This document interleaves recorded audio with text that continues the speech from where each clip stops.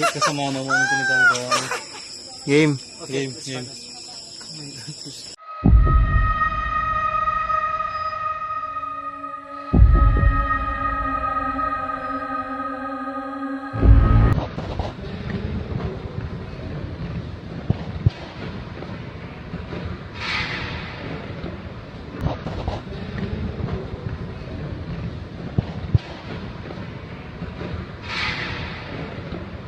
In the 1989 interview that started these leaks, the claim sounded like Hollywood sci-fi. Months later though, when his identity was revealed, Bob said he worked at a secret facility that I'll talk more about later, where alien technology was being reverse engineered, meaning, taken apart to figure out how it worked and whether the Pentagon could duplicate it. Look, the premise seems a lot less absurd now. Bob said that his job was to help with the reverse engineering of one of 9 flying saucers, which he alleged were extraterrestrial in origin. He claims that one of the flying saucers, the one he coined the sport model, was manufactured out of a metallic substance similar in appearance and touch to liquid titanium. Bob said that the propulsion of the studied vehicle ran on an antimatter reactor and was fueled by the chemical element with atomic number 115, which once again, I'll touch on later, I promise.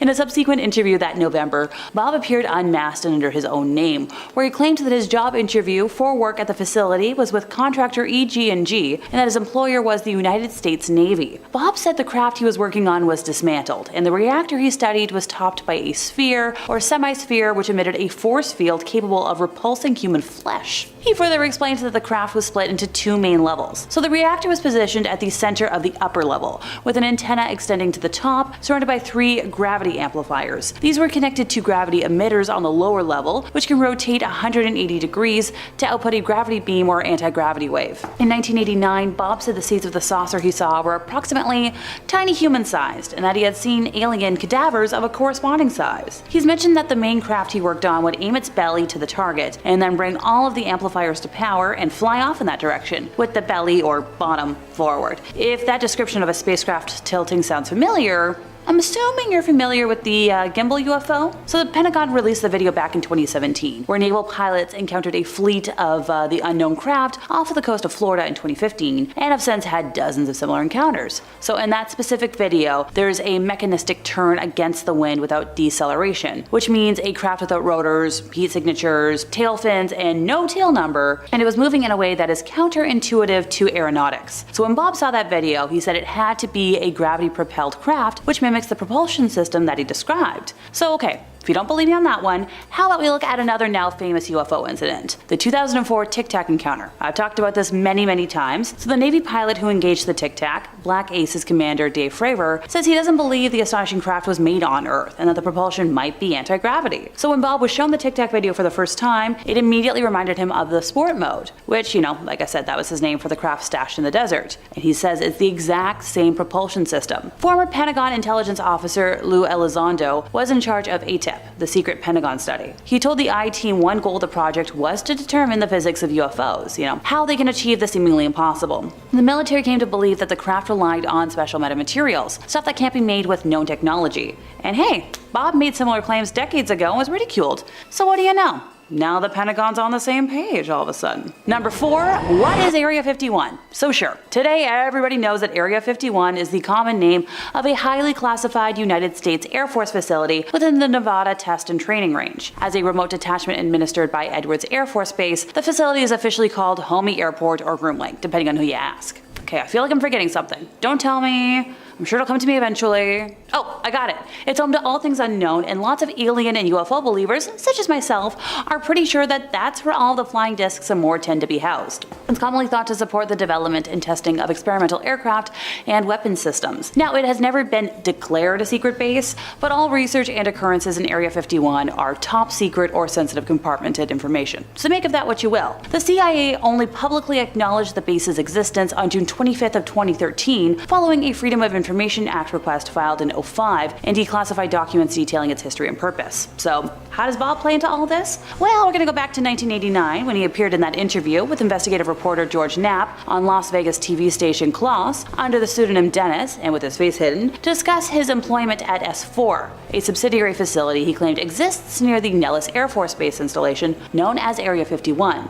And once again, this was back in 1989, before Area 51 was the common knowledge it is today. He claimed that that said facility was adjacent to Papoose Lake, which is located south of the main Area 51 facility at Groom Lake. He claimed the site consisted of concealed aircraft hangars built into a mountainside. He said that while walking down a hallway at S4 once, he briefly glanced through a door window and saw what he interpreted as two men in lab coats facing down and talking to something with long arms. Now, he doesn't think he saw an actual alien, but speculated that he saw a doll used as a reference for the size of the alleged aliens. So everything I'm discussing today about Bob probably took place at that mysterious place out in the desert. Area 51 is also believed to house material recovered at Roswell, the study of their occupants, and the manufacturing of aircraft based on alien technology. And also might be a place to host meetings or joint undertakings with extraterrestrials. It tends to be where the development of exotic energy weapons for the Strategic Defense Initiative or other weapons programs happens, possibly where they're working on projects to do with weather control, time travel and teleportation technology, and exotic propulsion systems related to the Aurora program. So many of these tend to do with, underground facilities at Groom or Papoose Lake. So, the S4 location first talked about by Bob, which is 8.5 miles south and includes claims of a transcontinental underground railroad system and a disappearing airstrip named the Cheshire Airstrip, after Lewis Carroll's Cheshire Cat, which briefly appears when water is sprayed onto its camouflaged asphalt and engineering based on alien technology.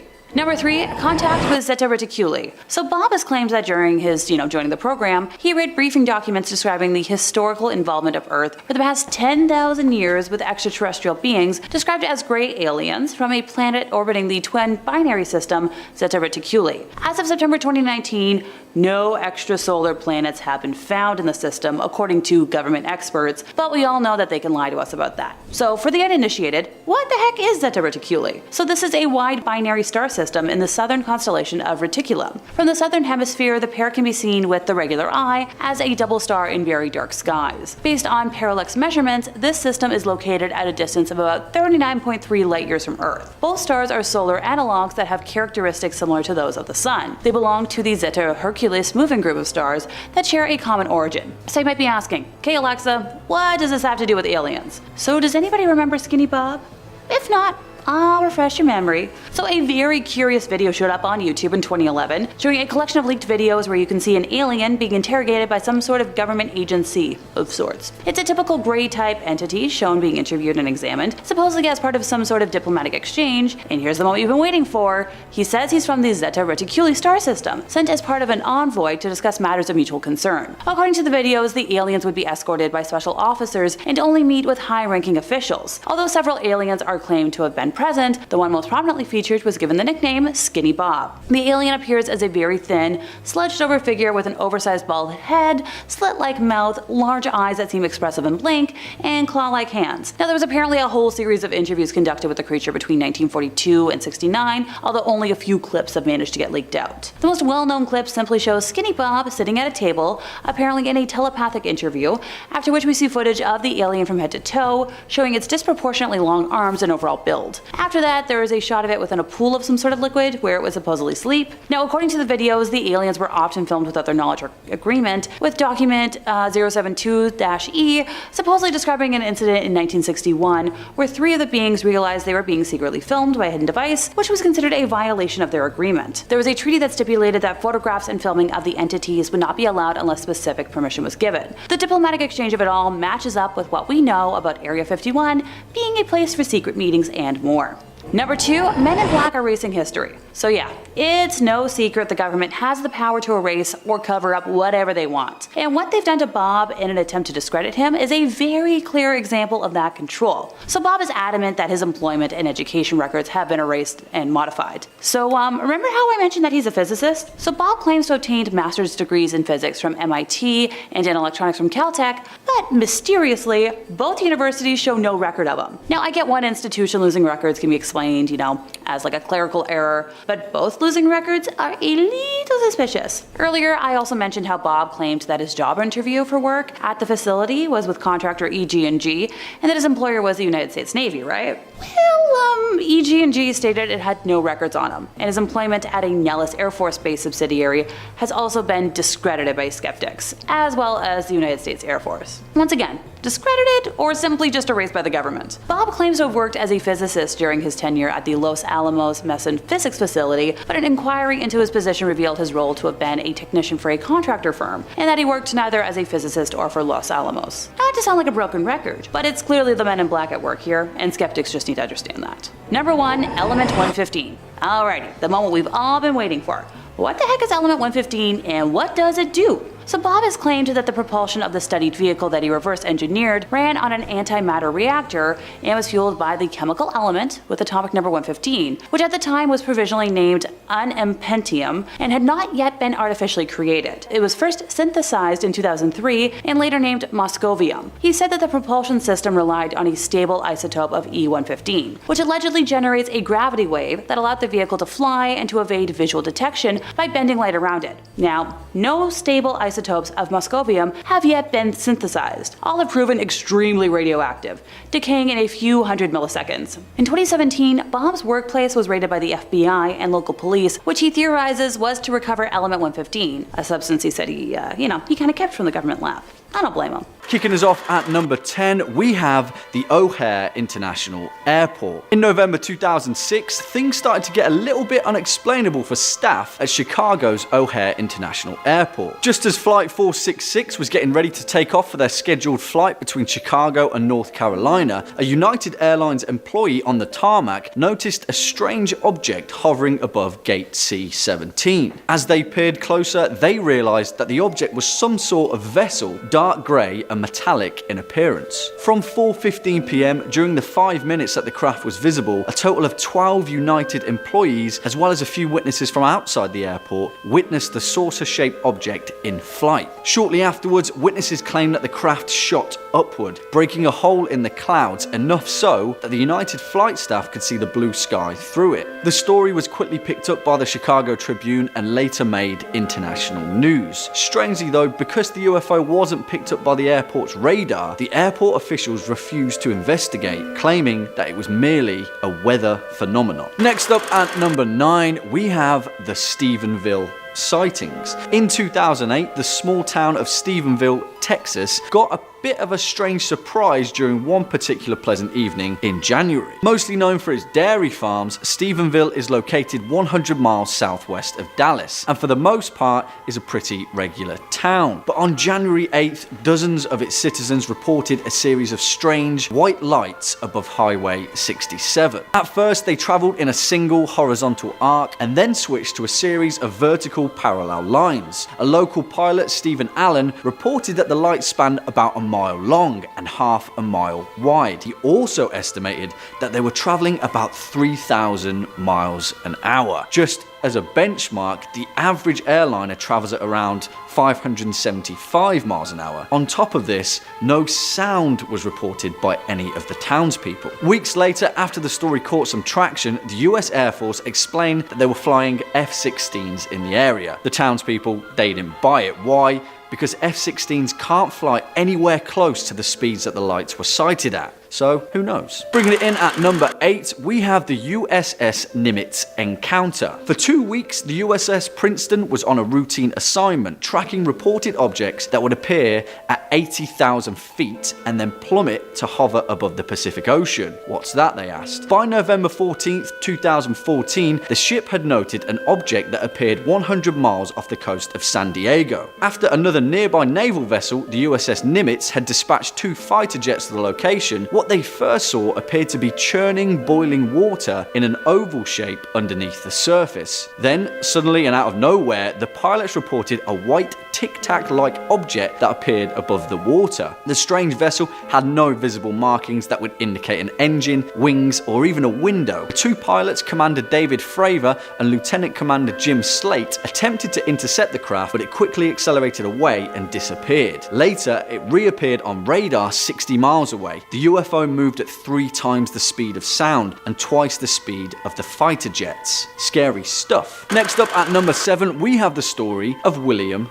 Bosak. William Bosak was a dairy farmer they always are, from Polk County, Wisconsin, and on December 2nd, 1974 at 10:30 p.m. he stumbled across something that made him question his belief in aliens. Bosak was traveling from a local cooperative when he saw something on the side of the road on the way back to his farm. It was a tall object that was around 3 meters high and had a dull surface which didn't shine, but strangely reflected the car's headlights. On top of the object was a transparent section which had a creature in it with its hands raised in the air. Bosak reported that the creature was similar to a human being, but its head was covered in hard, short hair with large, bulging eyes and larger ears that resembled a calf's. Its body was covered in a thick brown wool, and it had a terrified facial expression as if it feared for its own life. Bosak couldn't explain what he saw, but as later paranormal reporters found, the town locals considered him to be an honest, truthful man and a general skeptic of UFOs. Since then though, he's changed his tune and has even stood up to a lie detector test to confirm his claims. Coming in at number 6, we have paranormal hitchhikers. Strange orbs are a pretty common occurrence in UFO sightings, but this one kind of takes it to a new level. In 2011, an unnamed security officer was driving home on a South Dakota highway.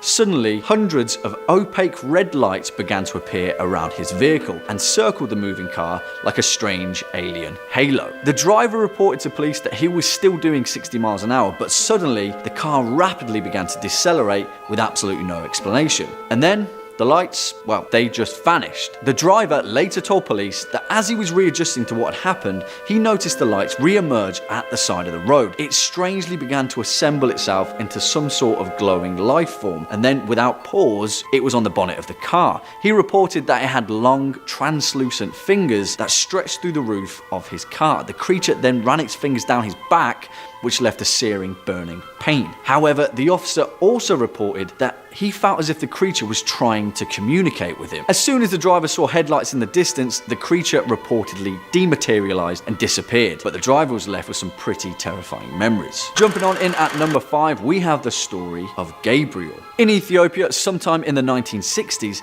a young boy by the name of Gabriel was playing in his backyard with a friend. They were running around when Gabriel just kind of disappeared out of thin air. Traumatized, his friend alerted Gabriel's parents, and soon enough, the whole town was on lockdown. No one could explain what happened, and it remained a complete mystery. That is, until 6 months later when Gabriel rematerialized in a busy market square. Just like that, he was back. Witnesses couldn't begin to explain what they'd just seen. If that's not weird enough, the story that Gabriel later told would leave everyone baffled. He said that seconds after he was playing in the backyard, he was suddenly in a place he didn't recognize. Gabriel was led into a glowing, windowless white room by a strange humanoid creature. Inside that room were other abducted children, seemingly from different parts of planet Earth. He said that some of the children had been there for months, but his grasp of time was a little bit off. His captors later led him to a large city-like area with no sky, surrounded by supernatural skyscrapers. He reported seeing flying vehicles that resembled cars, and other humans were walking with creatures that he didn't recognize along streets that almost shone. Gabriel reported that the whole experience lasted a couple of hours, but when he was transported back, he had no idea that 6 months had just passed. Remember kids, never go off with strangers. Next up at number 4, we have the story of Travis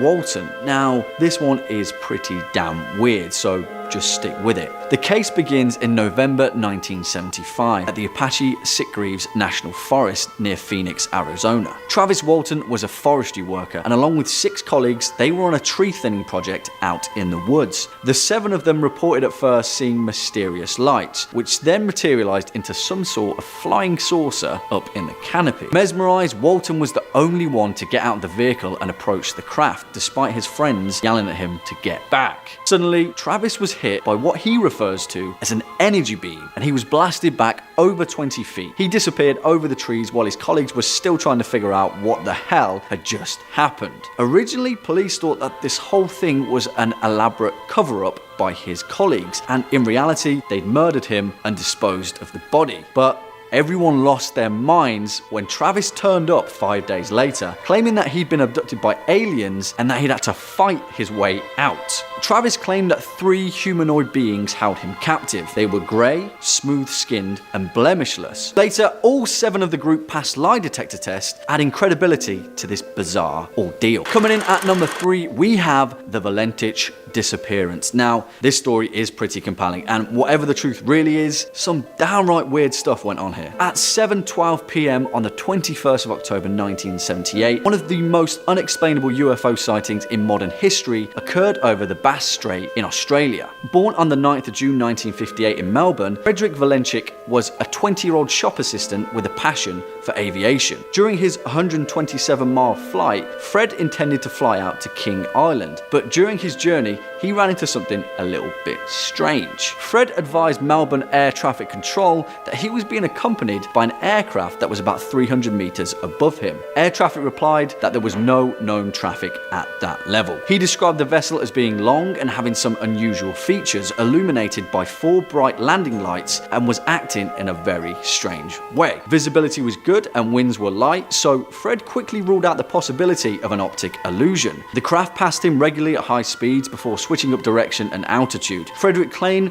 that the aircraft was orbiting above him, and after 28 seconds of radio silence, he reported that the vessel had just vanished. But moments later, after telling air traffic he was proceeding to King Island, Frederick notified the operator that the aircraft was back. And in his words, it's hovering and it's not an aircraft. This was followed by 17 seconds of a strange, unidentified noise, described as being metallic, scraping sounds. Then all contact was lost. Frederick Valentich's body was never found, and neither was his aircraft. Bringing it in at number 2, we have the Aurora, Texas crash. You're not going to believe this one, but seriously, I'm pretty sure this is legit aliens. In 1897, that's right, 1897, 6 years before the Wright brothers' first flight, numerous sightings of a strange cigar-shaped airship were reported all across the United States. And the small town of Aurora, Texas would quickly become one of the most infamous UFO hotbeds in the world. On April 17th, locals ran out of their houses to the sight of a mysterious object in the sky, and they soon realized that it was about to crash. Slowing down to a speed of 10 or 12 miles, the aircraft gradually settled itself toward the ground, sailing directly over the busy public square and crashing into a windmill in the northern part of the town, which was owned by the town's lawmaker, Judge Proctor. The residents soon rushed over to the crash site, where they found strange burning machinery and the pilot who had not survived the crash. Locals reported that the pilot was not of this world, and in newspaper reports they referred to it as a Martian in 1897. There were also a stack of papers found on the body, written in an unknown form of hieroglyphics which couldn't be deciphered. Strangely enough, the townsfolk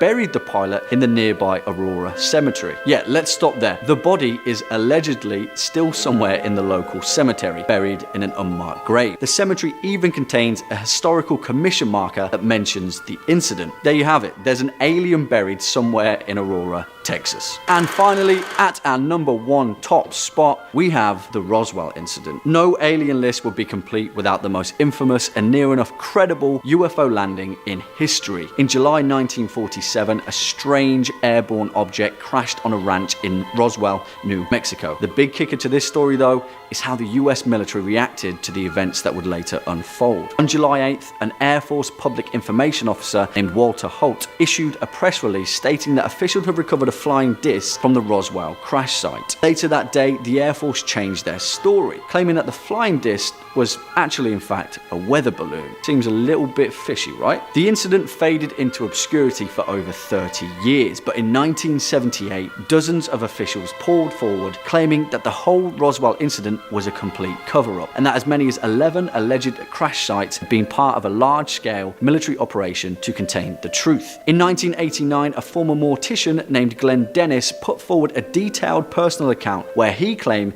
that he'd witnessed multiple alien autopsies carried out at the Roswell base. What this gave birth to was an astronomical rise in UFO popularity, with thousands of people pouring in across the globe with similar stories and experiences. What do you guys think? Have you ever experienced an unexplainable alien incident? Do you believe that we're not alone in the universe? As the old saying goes, the truth is out there. Number 5, the Navy pilots. Since the release of the UAP documents, the new nomenclature, UFO fever has been in the air more than ever since Roswell. We've got open confirmation that the US government, the Pentagon, is researching actively the possibility of alien craft outright. That's the craziest thing that's ever happened in my life. In September 2019, Navy spokesperson Joe Gradisher confirmed that 3 recently released videos by the military contain evidence of unidentified aerial phenomenon. Like, that's it. This is the Navy, the government pointing to a video and going, yeah, that's an unidentified flying object that we don't know about. They're not saying it's a weather balloon. They're not saying it's stars. They're not outright saying it's an alien, but they're certainly implying it. The Navy agreed that they would confirm the sightings this time, because pilots encounter bizarre sightings all the time, but are usually too concerned to report the sightings because of the stigma attached to previous theories about what may or may not be in those videos. Put gently, it means that the Navy felt like they had to comment on this thing so that pilots would feel comfortable admitting that maybe they're seeing UFOs without feeling like a tinfoil hat wearing conspiracist. The videos in question include reports from the STARS Academy of Arts and Sciences, released from 2017 to 2018. They feature long, oblong-shaped objects captured with infrared that appear in the Earth's atmosphere before rapidly disappearing from view. Now, really interestingly here is these aren't the only pill-shaped cylindrical UFOs that have been spotted recently. There were 2 videos from 2015 that came out, and before that, there was a Navy case involving these in 2004, and even on the rest of this list, you'll see a cylindrical cigar-shaped UFO in a sighting from the 40s. So this sort of thing does happen a lot. Now, the purpose of the Navy investigating all this stuff, it's more focused on safety hazard and threats of national security, but hey, at the same time, they may not be willing to talk about it so brazenly, but they definitely are checking just a little bit to make sure they are aliens. But they definitely know more than they're letting on. This footage released only makes up a tiny fraction of what the US Navy and other service branches encounter. One pilot, Lieutenant Graves, claims that in his 10 years flying for the Navy, he thinks he's probably encountered, I don't know, thousands of UFOs in his time. Those are his words. Now, who is to say how many of those might just actually be unidentified flying objects, birds, scouts, drones, whatever, but who's to say how many of them really were alien craft from outside the planet? And my friends, if you're looking to educate yourself on the matter of extraterrestrials, UAPs, UFOs, well, you've got to know by now Top 5 Scary is the place to be. I see the viewer stats in the videos. You goblins love when we talk about aliens. Well, if you want to keep loving them, click on through. We've got more unexplained sightings in the sky than the CIA. And if you want them delivered hot and fresh, you can subscribe and get them before anybody else. Number 4. Childs Whitted Case. The Childs Whitted encounter is one of the most recognized UFO encounters in American history for how surprisingly credible it seems. It happened shortly after the Roswell incident, when UFO fever was hot on everybody's minds in the States, and it was showing. The sighting occurred in the morning hours of one July 24th, 1948. The 2 pilots, one Clarence Childs and John Whitted, were flying approximately 5,000 feet above Montgomery, Alabama on a clear, normal night. Flight was going well, nothing too exciting, but at around 2:45 in the morning, Childs saw something peculiar. He noticed a dull red glowing light above and ahead of the aircraft, and it wasn't even remotely near Christmas, so it wasn't Rudolph leading the sleigh. He told Whitted that it must be a new type of army jet that was flying in front of them that neither of them had ever seen. They wanted to get a better look at it, and in a matter of seconds, well, they would, when the object flew past the right side of their plane and pulled up with a tremendous burst of flame protruding from its rear, and it zoomed upwards and onwards into the clouds. The 2 pilots described the object looking like a flying cigar with a cylindrical chassis and 2 decks and windows. Besides the 2 pilots, one passenger on the flight, one C.L. McKelvey, insisted that during his flight he saw a bright streak of red flashing lights by one of his windows. Now, Childs and Whitted were obviously pretty darn confused by whatever it was they'd saw. Didn't look like no plane they'd seen before, and the way it moved seemed technologically more advanced than anything the US Army was putting out in the late 40s. Now, the US Army proper would challenge this account, and their scientists insisted. They investigated the report and said that it was probably just a meteor the pilots and passengers had seen, which almost sounds like it might make sense until you stop and think about it for a second, because what meteor has windows and a glowing red light coming from it and propels itself forward and rapidly goes upward? Most meteors I've ever heard of go downwards. And Childs and Whitted both disagreed with this as well, saying they got a good long look at it and it wasn't a meteor. Whatever it truly was, though, might be lost to history. tragically. Number 3, the Gander, Newfoundland encounter. Our next story comes to us from Gander, Newfoundland, and it happened on February 10, 1951. A U.S. Naval Reserve lieutenant and pilot Graham Bethune was occupying the captain's seat of a plane flying near Newfoundland, Canada, when he spotted something unusual, massive, and rapidly approaching towards the plane. It resembled a disc. The co-pilot made a report of what he saw, and this is what he wrote. Take a listen. I observed a glow of light below the horizon about 1,000 to 1,500 feet above the water. The pilot and I observed its course and motion for about 4 or 5 minutes before calling it to the attention of the other crew members. Suddenly, the object changed direction at an incredible speed and began to pulsate, changing its colors as well. Then, it somehow reversed its course and tripled its speed until at last it disappeared over the horizon. The report would go on to say that whatever this object was, it came within 5 miles of the aircraft, which was proven later by radar evidence. Now, when the plane had landed, the entire crew was detained by intelligence officers and interrogated. At their destination, pilot and passengers were questioned again by naval intelligence and required to sign full disclosure documents. Now, take this next part with a grain of salt. Okay? Because I only found one source on this. But apparently a CIA scientist confidentially interviewed the pilot, and during their interrogation, he showed him a photo of a disc-like object that looked extremely similar to the one they had seen flying over the Atlantic. However, during the interviews, no Navy, Air Force, or CIA men would ever answer any questions related to extraterrestrials. No one would say the word alien, no one was saying UFO, nothing like that. They were trying very hard to downplay that. So what was it then? Because it sounds incredibly suspicious that the interviewers had a photo of something that looked similar to it and weren't saying the word alien at all. Number 2, November 1986 Japanese Airlines flight. Our next one comes to us from a pair of Japanese pilots. In November 1986, Japanese Airlines Flight 1628 was heading over Alaska. Captain Kenju Terauchi and a crew of 2 others were on a flight making routine cargo deliveries to France. Captain Terauchi saw something that caught his attention when he saw blinding lights flashing off at the left and the right of the plane. Now, initially he didn't think too much of it. He thought, hey, maybe these are just US fighter jets zipping around. As his plane furthered forward, he realized that the object was flying ahead of him was of the unidentified variety, a UFO, if you will. Terauchi said that it looked like 2 spaceships had stopped in front of their faces, shooting off lights. The inside cockpit shined brightly, and I felt warm in the face, he wrote. That almost sounds kind of pleasant, to be honest. Captain Terauchi described the objects as being cuboid-shaped spaceships with a jet propulsion system that had horizontal lines of circular exhausts clustered around a dark center. The captain had also reported that when the plane had flown by this object, ground communications were cut out and all radar was blocked. Well, that's kind of odd, isn't it? Pretty interesting. Well, if you thought that was weird, the FAA would agree with it. That's the Federal Aviation Administration, who investigated the report very closely, interrogating Terauchi for everything they could out of the incident. Now, during this questioning, his co-pilot and his flight engineer, they said that they thought the object they saw was just strange lights, but they did agree that they really couldn't easily explain what it was they saw. In the end, the FAA ruled that what it was light refraction through ice crystals suspended in clouds. A bunch of science words. Sure. Number 1, Lieutenant Gorman. Our number 1 spot on this list is a humdinger of a tale. Now, most of us can only hope to maybe someday see a UFO in our lives, but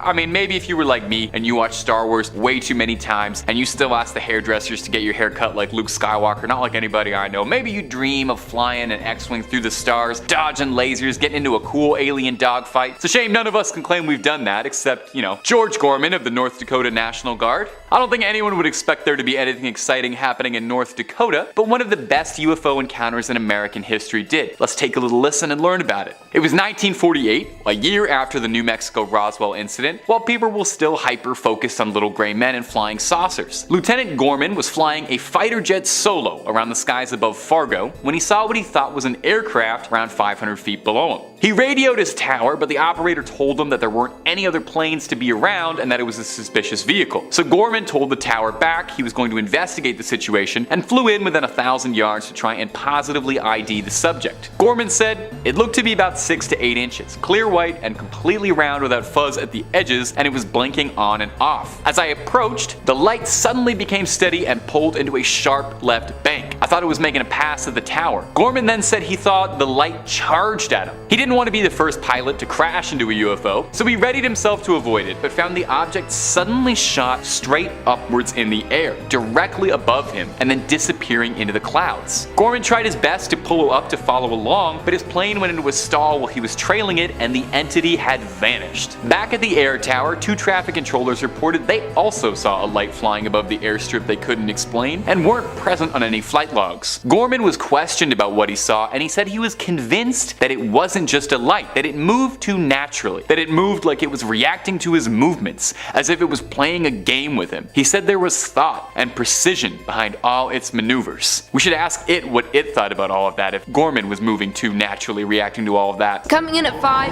Huldra, also known as Hulda. These are seductive forest creatures found in Scandinavian folklore. Huldra derives from a root meaning covered or secret and is often depicted as just one individual. However, through folklore it has changed to an entire Hulda race and not just one single entity. Hulda is described as being a troll-like woman living in the woods and is known to be fair and beautiful, but wild, and is known to have long hair which she hides behind her back upon meeting a human. This legend goes that Adam and Eve had a handful of children, and one day when Eve was giving her children a bath, God came to visit her. However, Eve had not yet bathed all her children, so she hid the ones that were dirty. God asked her, "Are there not more children?" Eve said no. So God responded, "Then let all that is hidden remain hidden." And thus the ones hidden became the underjuriski. Excuse my pronunciation, please. Which means the ones living underground.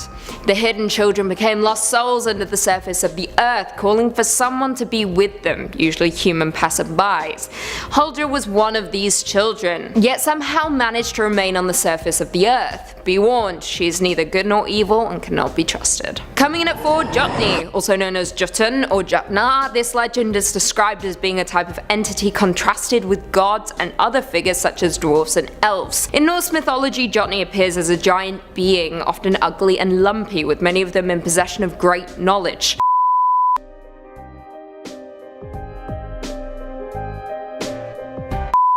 Oftentimes the Jotni is described as riding on a wolf with vipers as reins and is believed to be depicted in this 10th century picture stone from the Hunnestad monument. As I previously stated, most Jotni possess great wisdom. For example, Vavtrudni, I don't know how to pronounce it, who was clad with the very same knowledge as Odin. Legend goes that the Jotni are Thor's most dangerous opponent and is a major motif in Norse mythology, with the Jotni residing in the Great Mountain area of southern Norway. Now throughout history the folklore has become blurred, with some stories blending Jotni and trolls together into one, but that is simply not the case, with these 2 legends having very separate histories throughout folklore. And that's the T. Coming at 3, Fossagrimmen, simply known as Grim. This is a water spirit or troll in Scandinavian folklore. This water spirit plays the fiddle and is described as being exceptionally talented with the sounds of forest, wind and water playing over his fiddle strings. He is a young handsome man who sits naked under waterfalls. What's not to love? Playing mostly the music of nature. Grim is said to be willing to teach his fiddle skills in exchange for a food offering made on a Thursday evening and in secrecy. The offerings he accepts is a white goat thrown with head turned away into a waterfall that flows northwards, smoked mutton stolen from the neighbour's storage 4 Thursdays in a row. However, if there is not enough meat on the bone, he will only teach those seeking the skill how to tune the fiddle. What a dick. However, if the offering is satisfactory, he will take the student's right hand and draw the fingers along the strings until they all bleed.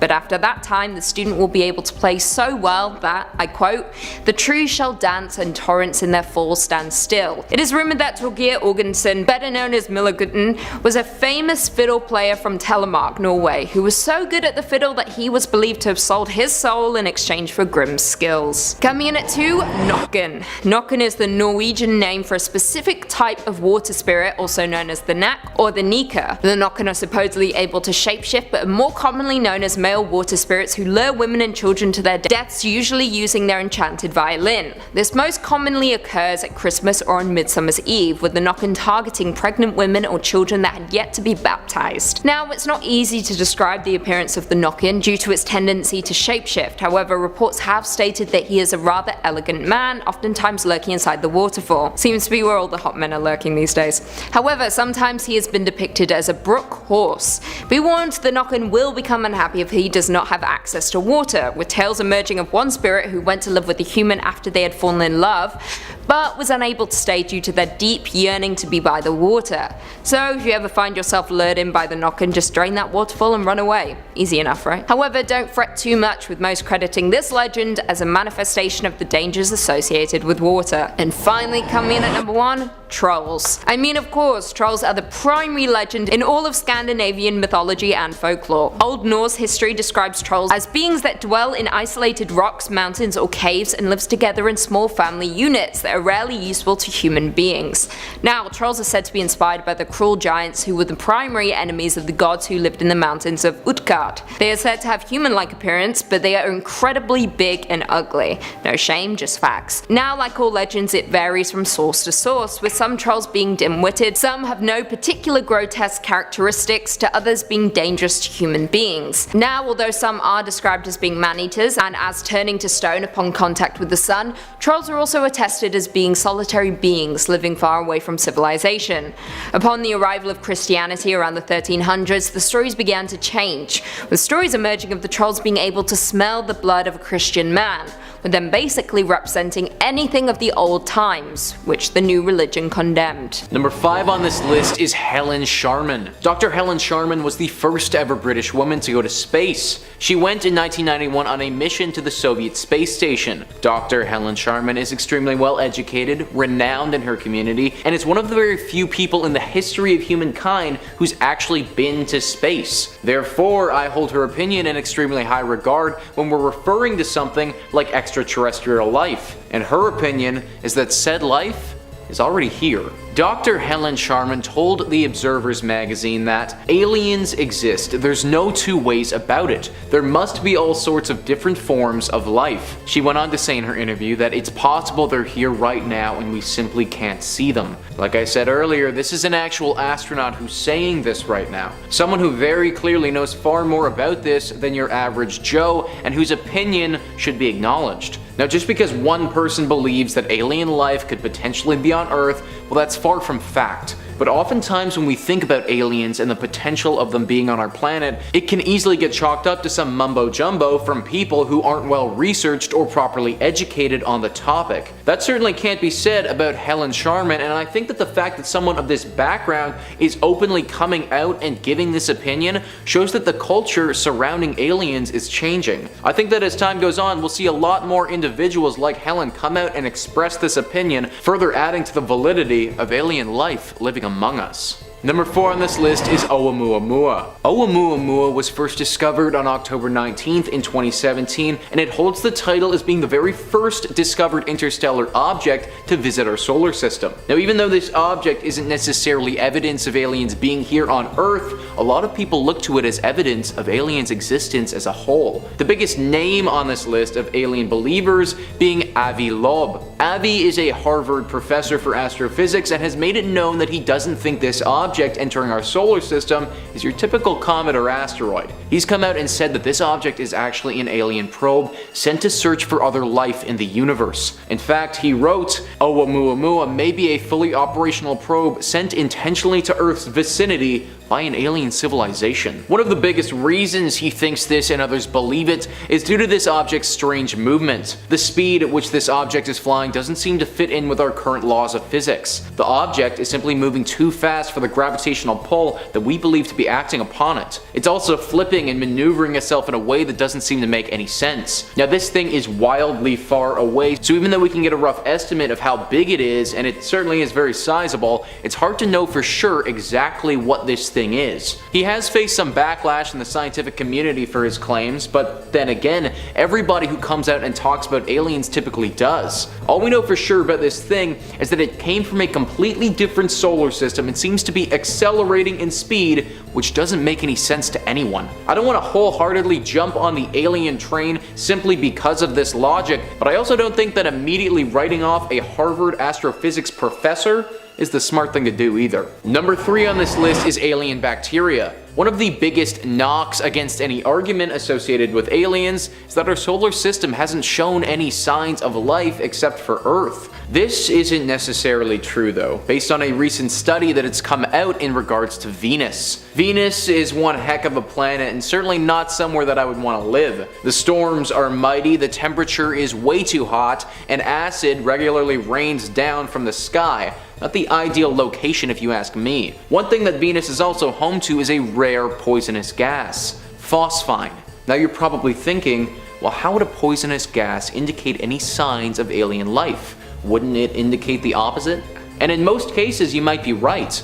However, phosphine is almost always linked to the presence of life. On Earth, phosphine is produced by microorganisms as they digest organic matter. This is why we consider it to be a biosignature and an indicator of life. Venus is certainly different from Earth, and we can't simply apply what makes sense here to Venus without asking some questions. However, this is a strong indicator from scientists that life is certainly possible from Venus. We've also seen before that Mars might contain some life. These two planets may not house the typical alien life that you may picture in your brain, but a bacteria from Venus or Mars is just as alien as somebody flying down in a UFO. Is it not possible that somehow, through our extensive history, debris from Venus or debris from Mars landed on Earth and developed life here? Maybe we never even realized that this life was alien to begin with. Number 2 on this list is microorganisms. We just talked about how Venus could be the host to life, bacteria or other small organisms that we've yet to identify. Well, one of the biggest arguments against aliens living among us is that we haven't seen them yet. Sure, there have been some stories here and there, but nothing on a major and global scale. What if we aren't looking properly though? What if our understanding of life doesn't match with what an alien life form is? Scientists have thought deeply about this possibility and what this could mean. This life, seeing as it would not compute with our definition of life, would actually live in what experts refer to as a shadow biosphere. Now, this shadow biosphere isn't some alternate dimension or ghost realm, but it's a biosphere with organisms that have a completely different biochemistry than we're familiar with. We're made up of carbon and nitrogen, but why are we automatically assuming that an alien would be made up of this as well? It could be just as likely that alien beings are made up of other elements. If this was the case, then it's most likely on a microscopic scale, and that's why we haven't been able to recognize them yet. We currently have a very limited way of studying microbes, and we need to be testing for a very specific microbe to know what it is. If we aren't searching for the proper microbe though, then it's very likely we could miss it. A lot of scientists have gotten on board with this shadow biosphere train and talked about its legitimacy. Once again, this isn't damning proof that there are aliens out there, but it does mean that there isn't damning proof against them either. Just because we don't see alien life, it doesn't mean that it's not here. Number 1 on this list is the 2004 UFO sightings. Now, I just used this point in a previous video called Top 5 Scary Discoveries the Government Doesn't Want You to Know About, and I do hate reusing the same point, but it just has to be included in this video as well. For those who aren't aware, the 2004 UFO sightings happened very close to San Diego by the United States Navy. These sightings were by multiple people and even caught on video. Just like in our last top 5 video, I want to play some of the footage so you guys can see what I'm referring to here. Those videos were caught by the US Navy and weren't released to the public until years after it happened. As you can see in those clips, the UFO that is flying through the sky doesn't look like anything man-made at all. The way it moves through the air is unlike anything we've been able to build. For instance, one of the Navy officers reported seeing it cruise at 60,000 feet and then immediately dropping to only 50 feet above the sea. It did this without making a sonic boom and did it almost instantly. That defies our current understanding of flying objects and leads a lot of people to believe this was from another intelligent species. Now, no one is sure if this object was being piloted by some sort of alien or if it was an alien probe operating by itself. I should also note that a UFO sighting isn't undeniable proof of alien life. It might just be something that we don't understand. However, the way that it flies through space has got to make us wonder. If something is flying through our air like that and it's that advanced, is it possible that something like that could have landed without us knowing? I think that might be a fair assumption. And if that's possible, then is it also possible that some sort of alien creature got out of said object and is now living among us? Frankly, I think that's also a fair assumption too. We obviously don't know for sure, but I think that this footage is some of the clearest proof that aliens living among us might be a reality. Number 5. Strange things in the skies. Now, I know I talked about this in a previous video, and if you're a really good Top 5 Scary fan, maybe you'll recognize some of these. But since I aired that last video, way more weird stuff has happened, so it only seems fitting that we'd run through it once again. Starting on February 10th, yours truly's birthday by the way, there was a pattern of incredibly bizarre happenings in the skies, and some very, very dodgy answers from government officials who refused to confirm or deny anything, which always seems more suspicious than less. So here's a quick Cole's Notes play-by-play of the last few weeks. On February 10th, US fighter jets brought down a still unidentified object over the coast of Alaska. This object has not been confirmed what it is at all or identified, but it's been confirmed as not being a balloon. Okay, that's one thing, only 1 million left to go. One official referred to it as being the size of a small car, which is definitely beyond strange. You think you would see that flying around? This single event would probably be enough to set tinfoil hats on fire and keep me in business for the next few years making videos about conspiracies, but the literal next day on February 11th, a UFO was shot down over Canada, around the Yukon. That's the big territory up on the left, right by Alaska. A US fighter jet downed this one, and it was described as being smaller than the first and cylindrical in nature, which is gonna come up a few times before this video is done, so hold on to that thought, there's still more. February 12th, we had something bizarre shot down over Lake Huron. An object that first appeared over Montana reappeared on Sunday before being shot down with an octagonal structure and strings hanging off of it, but it wasn't carrying anything, which is bizarre. And then over Billings, Montana, there was something very bizarre that was seen falling from the sky, leaving a thick orange chemtrail, and residents were left in the dark about it. Local residents wondered just what it was, and some Redditors in a group noticed around the area that there had been an increased military presence since the sighting. So just what is going on around here, there, and just about everywhere? But if you can't wait at all, and you just want to watch alien videos all day, I agree with you. That's what I do every single day, and it's a great way to live. We've got loads of alien and UFO vids, NASA conspiracies, all the things they don't want you to know. And if that ain't your jam, we got scary stories, horror movies, monsters, cryptids, true crime, just about everything spooky under the sun and above it. So stay subscribed to Top 5 Scary, but most importantly, stay scared. And keep watching this video, because I got way more weird stuff coming up for you. Number 4, the Tom DeLonge sighting. If you're a UFO enthusiast, then you know that one of the leading names in UFO research and discovery right now is Tom DeLonge, the nasally voiced frontman for pop punk project Blink-182. And if you didn't know that, now you do. Although I suspect most of the people who watch our videos don't know that band. Anyway, little trivia for you. That's what he does when he's not selling out $300 concerts. He hunts aliens, and he's pretty good at it. If some of the footage he gathers is anything to go by, why don't you take a look at this weird footage he shared on his Instagram a couple days ago. It's gonna go right there.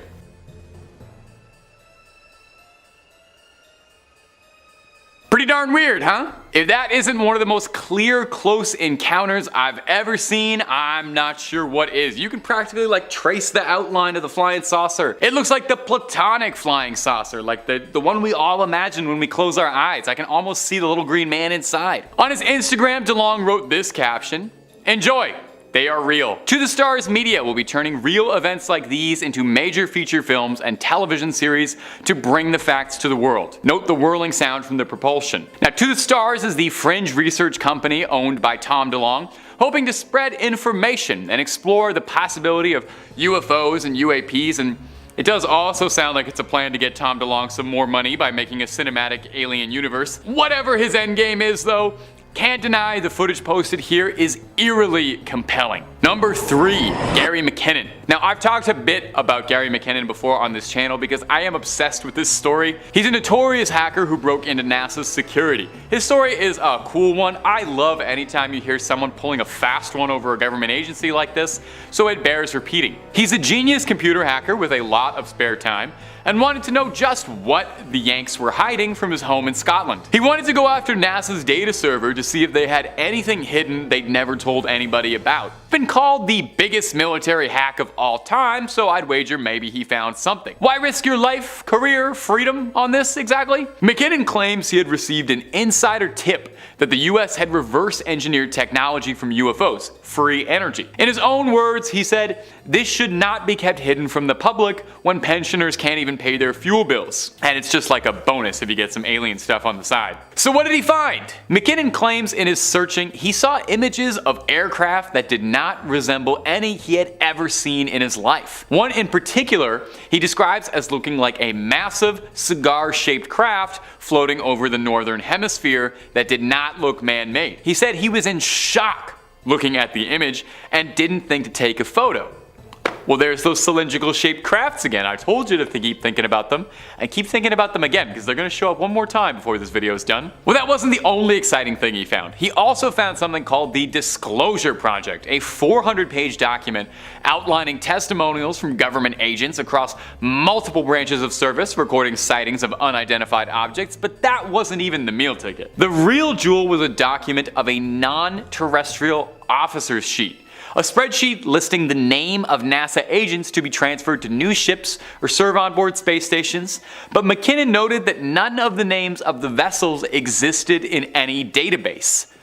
Now, I don't know how much you know about the US government, but they absolutely love it when you poke holes in their important security, triply so if you do it from the comfort of your bedroom in a country away. The US tried their level best to extradite McKinnon, but were prevented by the Crown from serving out a 70-year sentence. McKinnon's doing well. He recently took to the UFO subreddit to answer questions from fans and true believers. There wasn't a whole lot of new information, but it's just nice to know he hasn't been shoved into a black van somewhere. Number 2, the Navy and their pilots, Navy pilots. In September 2019, Navy spokesperson Joe Gradisher spoke out on 3 recently released videos by the Army that contained evidence of unexplained aerial phenomena. The Navy agreed that just this once, they would be willing to talk about something weird they'd seen and recorded because pilots are reportedly encountering bizarre things every day and feel just too uncomfortable to report it. One pilot in particular, Ryan Graves, who's a 10-year vet, has said he believes he's seen thousands of unexplained phenomena in the air in his career. But these go unreported because of the stigma attached to the previous theories about what may or may not be in the videos, in his words. To translate that a bit in layman's terms, the Navy feels that they have to comment so that pilots are willing to talk about that, hey, maybe we're seeing UFOs without feeling too crazy. These videos in question were released from 2017 to 2018, and they feature long, oblong-shaped objects captured with infrared that disappear in the Earth's atmosphere. Hey, there it is again, more cylindrical-shaped UFOs. Now, I'll be clear, I don't really have much of a connection or through line here, but I do think it's very fascinating how many of these stories do mention these cylindrical-shaped objects. Far from the earliest or last, in 2004 and in 2015, 2 similar sightings were reported featuring similar vehicles. Now, the purpose of investigating most of these reports is more focused on safety hazards and threats of national security. And at the same time, maybe they're not openly admitting they've got UFOs flying around, but they're getting pretty darn close. The 2004 sighting, I think, is a particularly fascinating one. 2 pilots, one Commander Fravor and one Lieutenant Commander Slate, called it in, reporting that they saw objects out of nowhere at some 80,000 feet in the air, and then descending rapidly towards the Pacific Ocean, stopping at around 20,000 feet and hovering in place. They would drop out of radar range or shoot directly up in the sky on a 90-degree angle. You know, normal things aircrafts love to do. They weren't American crafts, and they weren't recognized by any organizations they'd ever seen. Maybe it's tech not of this world. Number 1, government councils. You know, the era we're in right now is probably one of the most fascinating times to be invested in UFOs and unexplained alien sightings, so consider yourself lucky. Because it seems like we are getting dangerously close to a government finally confessing it. It feels like we're weeks away some days, you know? The UAP report was a seminal turning point when the Pentagon outright admitted they had thousands of documents and reports and investigations into the possibility of life somewhere out there in the Milky Way. Over the years, there have been a few investigations into unexplained aerial phenomena, but they're usually pretty hush-hush clandestine. Project Blue Book is probably the most famous secret project among them, but that was, a secret. Well, in the interest of transparency, as of October 2022, NASA is coming clean, washing their hands, and opening a new study into the research of extraterrestrial life. 16 hand-picked scientists and specialists have been selected to analyze data and determine how best to go forward when observing events. And they're not really looking at past cases, they're more looking towards future things. And this project will include researchers, personnel from all divisions, including former astronaut Scott Kelly, who served as the pilot for the Discovery shuttle and also held the world record for most days in space. So I guess he probably knows one or two things about space, maybe, and I'm sure he's seen something weird. Kelly himself doesn't personally believe in aliens, saying, "I think there's probably intelligent life in the universe, but I don't think they visit planet Earth." Why not? We got lots of great stuff out here. We got water slides, we got Vin Diesel. No other planet has those two things, and I'm sure we got a couple other great things from the human experience. So aliens, come on down when you're ready. We'll welcome you with open arms, and if those were UFOs you sent, we're really sorry that we shot those down. I didn't have anything to do with that. Coming in at number 5, we've got the Mogollon Monster. If you've ever taken a drive up the 87, you might have come across a set of very colorful, very large footprints tracked across the highway. While these particular prints were put there by people, they are in homage to the Mogollon Monster, aka Arizona's answer to Bigfoot. This big beastie lives along the Mogollon Rim and has been seen from Prescott all the way to Clifton. Sightings of the monster date back to early as 1903, with plenty of reports of video, tracks, and hair samples appearing since. People claim that the Mogollon Monster is a bipedal humanoid towering over most at 7 feet tall, leaving behind 22-inch footprints. Like most ape-like beasts in the woods, it has crazy strength and some wild eyes. Some claim it's covered in long black hair, others say it's reddish-brown. Maybe it changes with the seasons, or maybe there's more than one. The Mogollon Monster is also known for smelling really,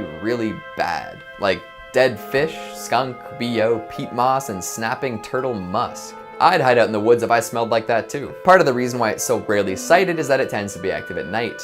It will hunt and gather all sorts of different foods under cover of darkness and make little nests for itself. If you stumble across one of these pine needle refuges, get the hell out of there. This beefy monster is known to be very territorial and very violent. It reportedly likes to decapitate deer and other wildlife before digging in, and if it can pull the dome off a deer, it can pop your top off like a bottle of Coke. Be careful if you hear any weird noises too, because the Mogollon Monster likes to mimic other wildlife. Birds, coyotes, it is even reported to shriek like a woman in distress. So don't go running off to save the damsel, because you might find yourself face to face with a very hairy hunter. Tie up your supplies if you're camping too, as the monster will rummage through stuff left out. You know, they were all about the hairy man or the wild man or something like that. And of course I didn't believe them. This, says Wade, is a small baby Bigfoot trying to hide in the corner from his night vision camera. Coming in at number 4, we've got El Chupacabra. Ah, the Southwest classic. Such a strange creature, the Chupacabra. Is it an alien? A demon dog? Something else? Also known as the goat sucker, these cryptids love to feed on livestock, attacking in the night. Farmers and other animal owners have often found these creatures totally hollowed out following particularly dark nights. Common features of the Chupacabra attacks are a complete lack of blood and puncture wounds in the neck and hindquarters. The wounds are always super clean, no signs of struggle or messiness. Sometimes there are weird injuries too. Cattle often have their anuses cored out, and somehow, even with these brutal injuries, no blood is found. Do the goat suckers inject some sort of sedative? Do they have magical powers? We may never know. One theory is that they have wings and descend on their prey and drain them before they have time to react. This would also explain the lack of tracks that accompany Chupacabra attacks. Although, if they were so quick and clever, wouldn't they also attack humans? Maybe our blood just doesn't taste as good. Now, this legend didn't start in Arizona, but now it's quite prevalent. El Chupacabra seems to have originated in Puerto Rico and made its way into Latin America, eventually spreading to the southwestern states. Now you'd be hard-pressed to find an Arizonan without some sort of Chupacabra story. Tucson resident Billy Nubian claims that he saw one attacking his goats late one night. He was startled awake by the panicked sounds of his goats bleeding.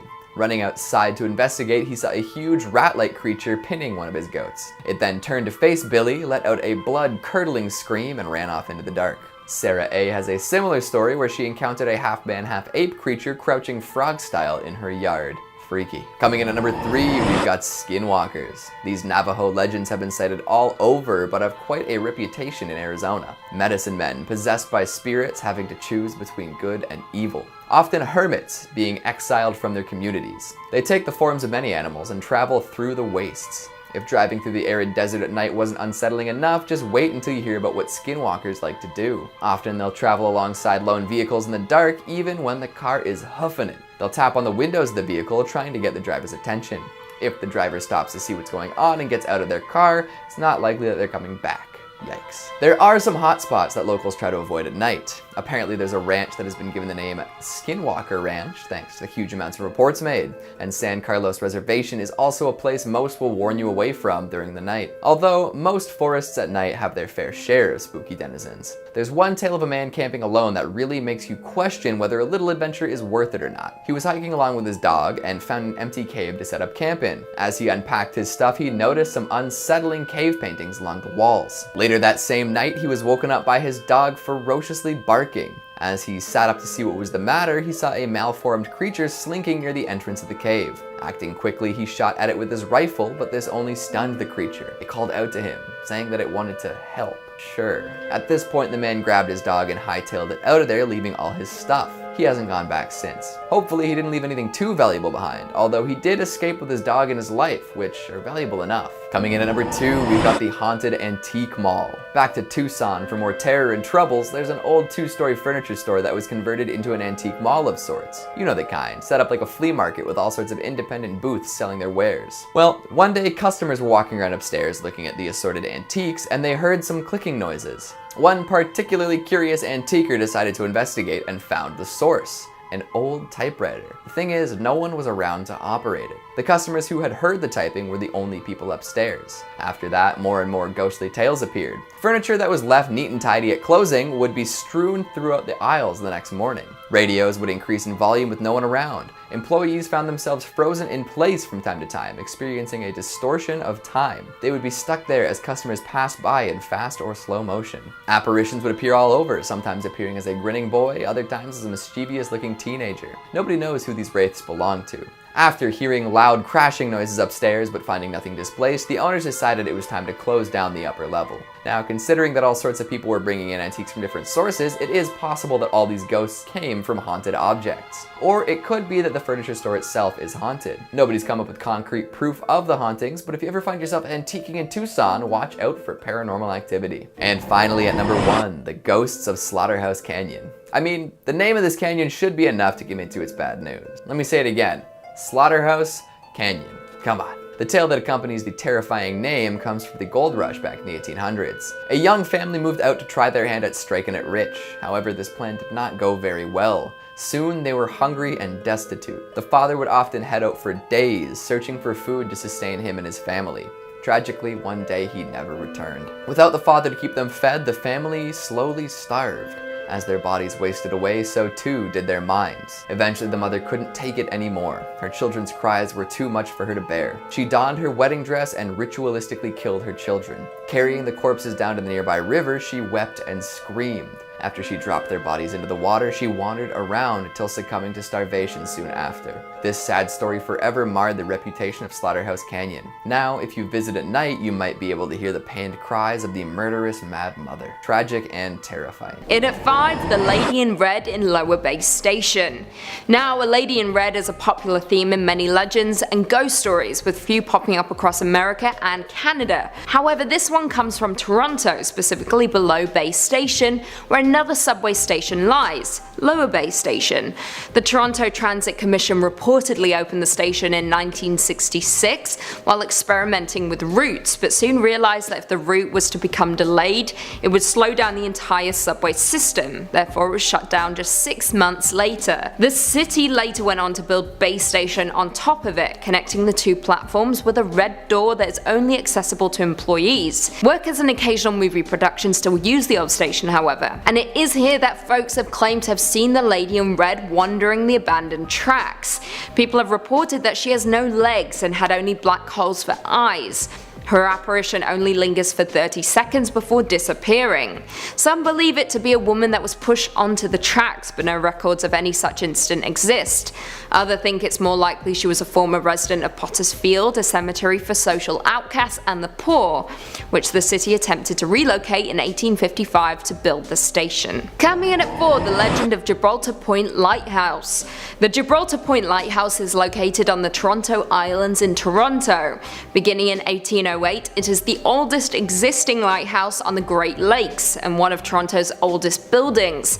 Now, due to its age, this lighthouse is of course shrouded in mystery, specifically regarding its first keeper, J.P. Radamula. According to the legend, soldiers from Fort York visited J.P. on the evening of January 2nd, 1815 in search of his bootlegged beer, but they had too much to drink and a dispute broke out, culminating in the keeper's murder. The inebriated soldiers tried to conceal their crime by chopping apart the corpse and hiding the remains. In 1893, then keeper George Dernan searched for the corpse and found part of a jawbone and coffin fragments near the lighthouse, though it was never definitively proven that they were linked to JP. As one of the oldest legends in Toronto, the truth behind the lighthouse keeper's death and disappearance remains a mystery even to this day, and the legend certainly lives on. Coming in at 3, UFO encounter in Manitoba. All the way back in 1967, Stefan McCallick ventured into the woods around Falcon Lake near Winnipeg, Manitoba, in search of silver and quartz,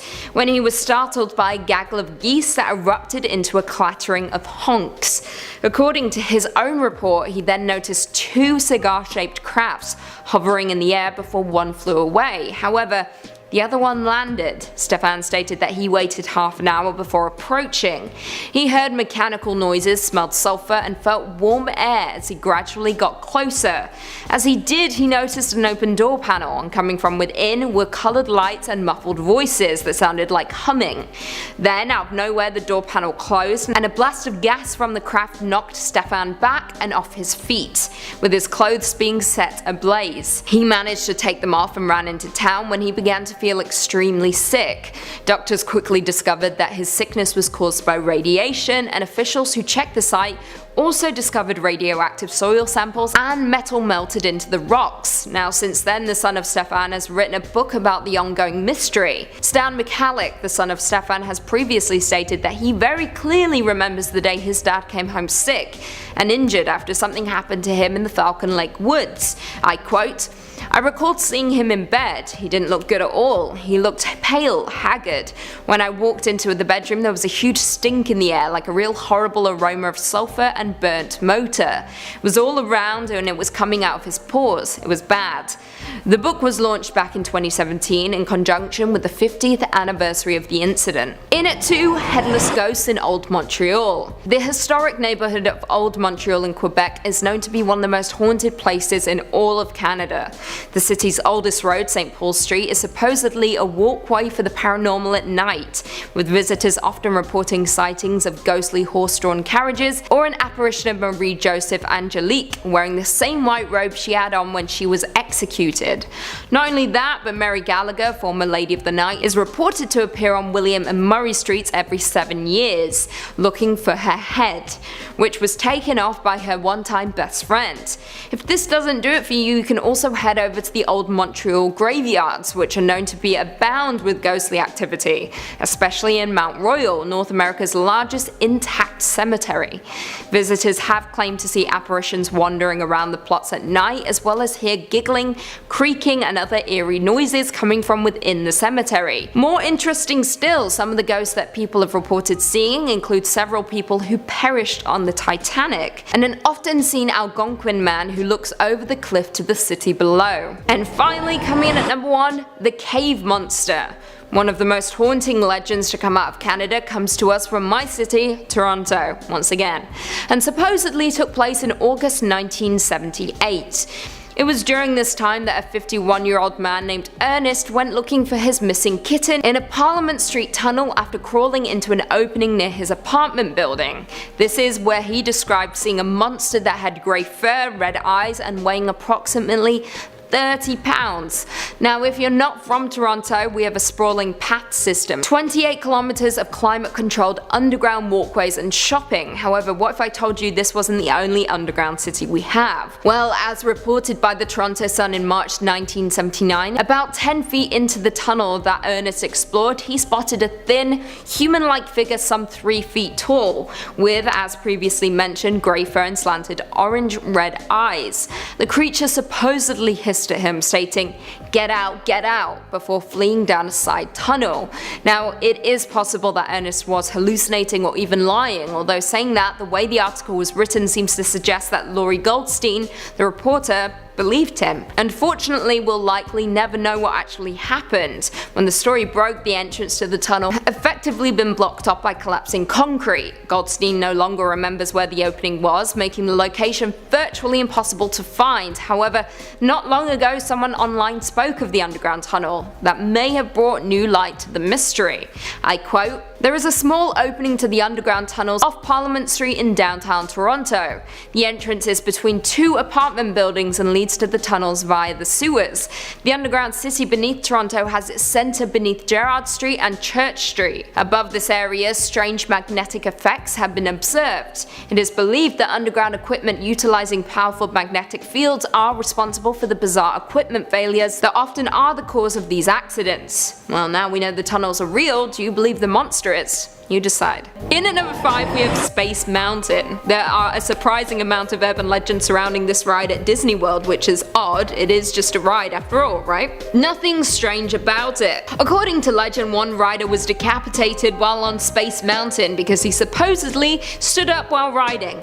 What an idiot. Now this is only a little bit true. There was a decapitation, but it was on a test dummy, not a real person. No person has ever been killed while riding Space Mountain. However, there is another dark legend that surrounds this ride. According to legend, on Space Mountain you can find Mr. One-Way. Some accounts describe Mr. One-Way as a red-haired man with a red face, with stories stating that he hangs out in the line for Space Mountain. But this differs depending on who you ask. According to video footage, Mr. One-Way will sometimes get onto the ride with other passengers, grabbing an available seat. However, it is said that he disappears right before you reach the final tunnel at the end of the ride. On top of that, there is supposedly a second ghost called Disco Debbie, who is also said to haunt Space Mountain, and according to some riders, she glows in the dark. Very freaky indeed. Coming in at number 4 we have Magnolia Creek Lake. Magnolia was once a thriving riverport town in southern Wakulla County, Florida, which was established all the way back in the 1820s and is now classified as an extinct city by the State Library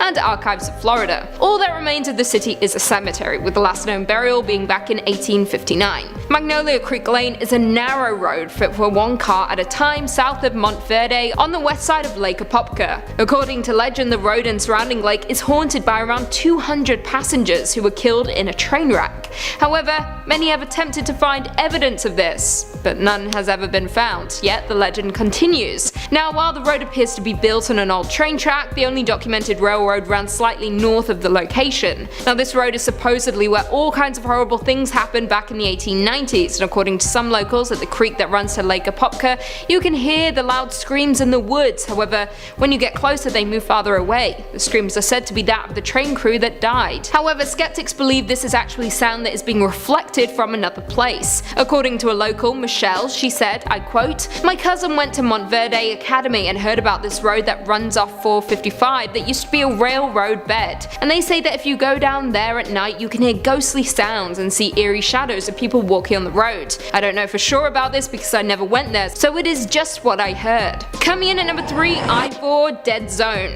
Interstate 4 is a highway in Florida that spans 132 miles, with it running from Tampa all the way to Daytona Beach. Now, the interstate is frequented daily by folks heading to work and those on their way to Disney World. Now, while it is a popular highway, it is also another nickname for it, the Dead Zone, an area where folks need to be particularly careful. This area of the highway has been the location of many accidents, electronic malfunctions, as well as supposed ghost sightings. So why exactly is this spot so dangerous and filled with so much paranormal activity? Well, this is because this quarter mile of highway was built over a gravesite, And as we know from movies, a disturbed gravesite means bad news bears. It means you're in for a nasty surprise. It means you're gonna die. Don't believe it? Well, oddly enough, on the very first day the new interstate was opened, a tractor trailer carrying frozen goods lost control and crashed directly above the disturbed graves of people who had died from yellow fever. It is believed that around 1,500 to 2,000 accidents have occurred on the highway since 1963, which is a lot. And worse still, many of those accidents resulted in death, and between a 24-month period, there were around 44 car accidents, resulting in approximately 65 people being injured. Some locals fear this area of the highway so much that they actually take a much longer route around it. On top of all of this, back in the 1950s, a young boy was said to have disturbed the graves, and the following night he was killed by a drunk driver. And to add insult to injury, the driver was never caught. Coming in at number 2, we have the Devil's Chair, also known as the Haunted Chair. This is an urban legend hailing from folklore that is attached to a class of funerary or memorial sculpture common throughout the United States during the 19th century. Now, these chairs were known as the mourning chairs for visitors to cemeteries to sit on when visiting loved ones. However, since then cemeteries have provided benches for similar purposes. Once the original purpose of these chairs fell out of fashion, superstition quickly developed in association with sitting in the chair. For example, some young people dare one another to visit the site, most often after dark or at midnight, or in some cases on Halloween. Stories state that if you sit in the chair at these specific times, something awful will happen, with people fearing that they will be punished. In Florida specifically, the Devil's Chair is located in Cassadaga, Florida, and is a graveside bench in the cemetery that borders Cassadaga as well as Lake Helen. According to legend, an unopened can of beer left on the chair will be empty by morning. Now, in some stories the can has already been opened, and in others the liquid is simply gone through the unopened top. On top of that, it is said that the devil will sometimes appear to anyone bold enough to sit in the chair itself. So if you do decide to visit the chair at night and take a seat expecting to meet the devil, just be sure to have a beer in hand ready for him, because it is said that he will be expecting one. As am I, all the time.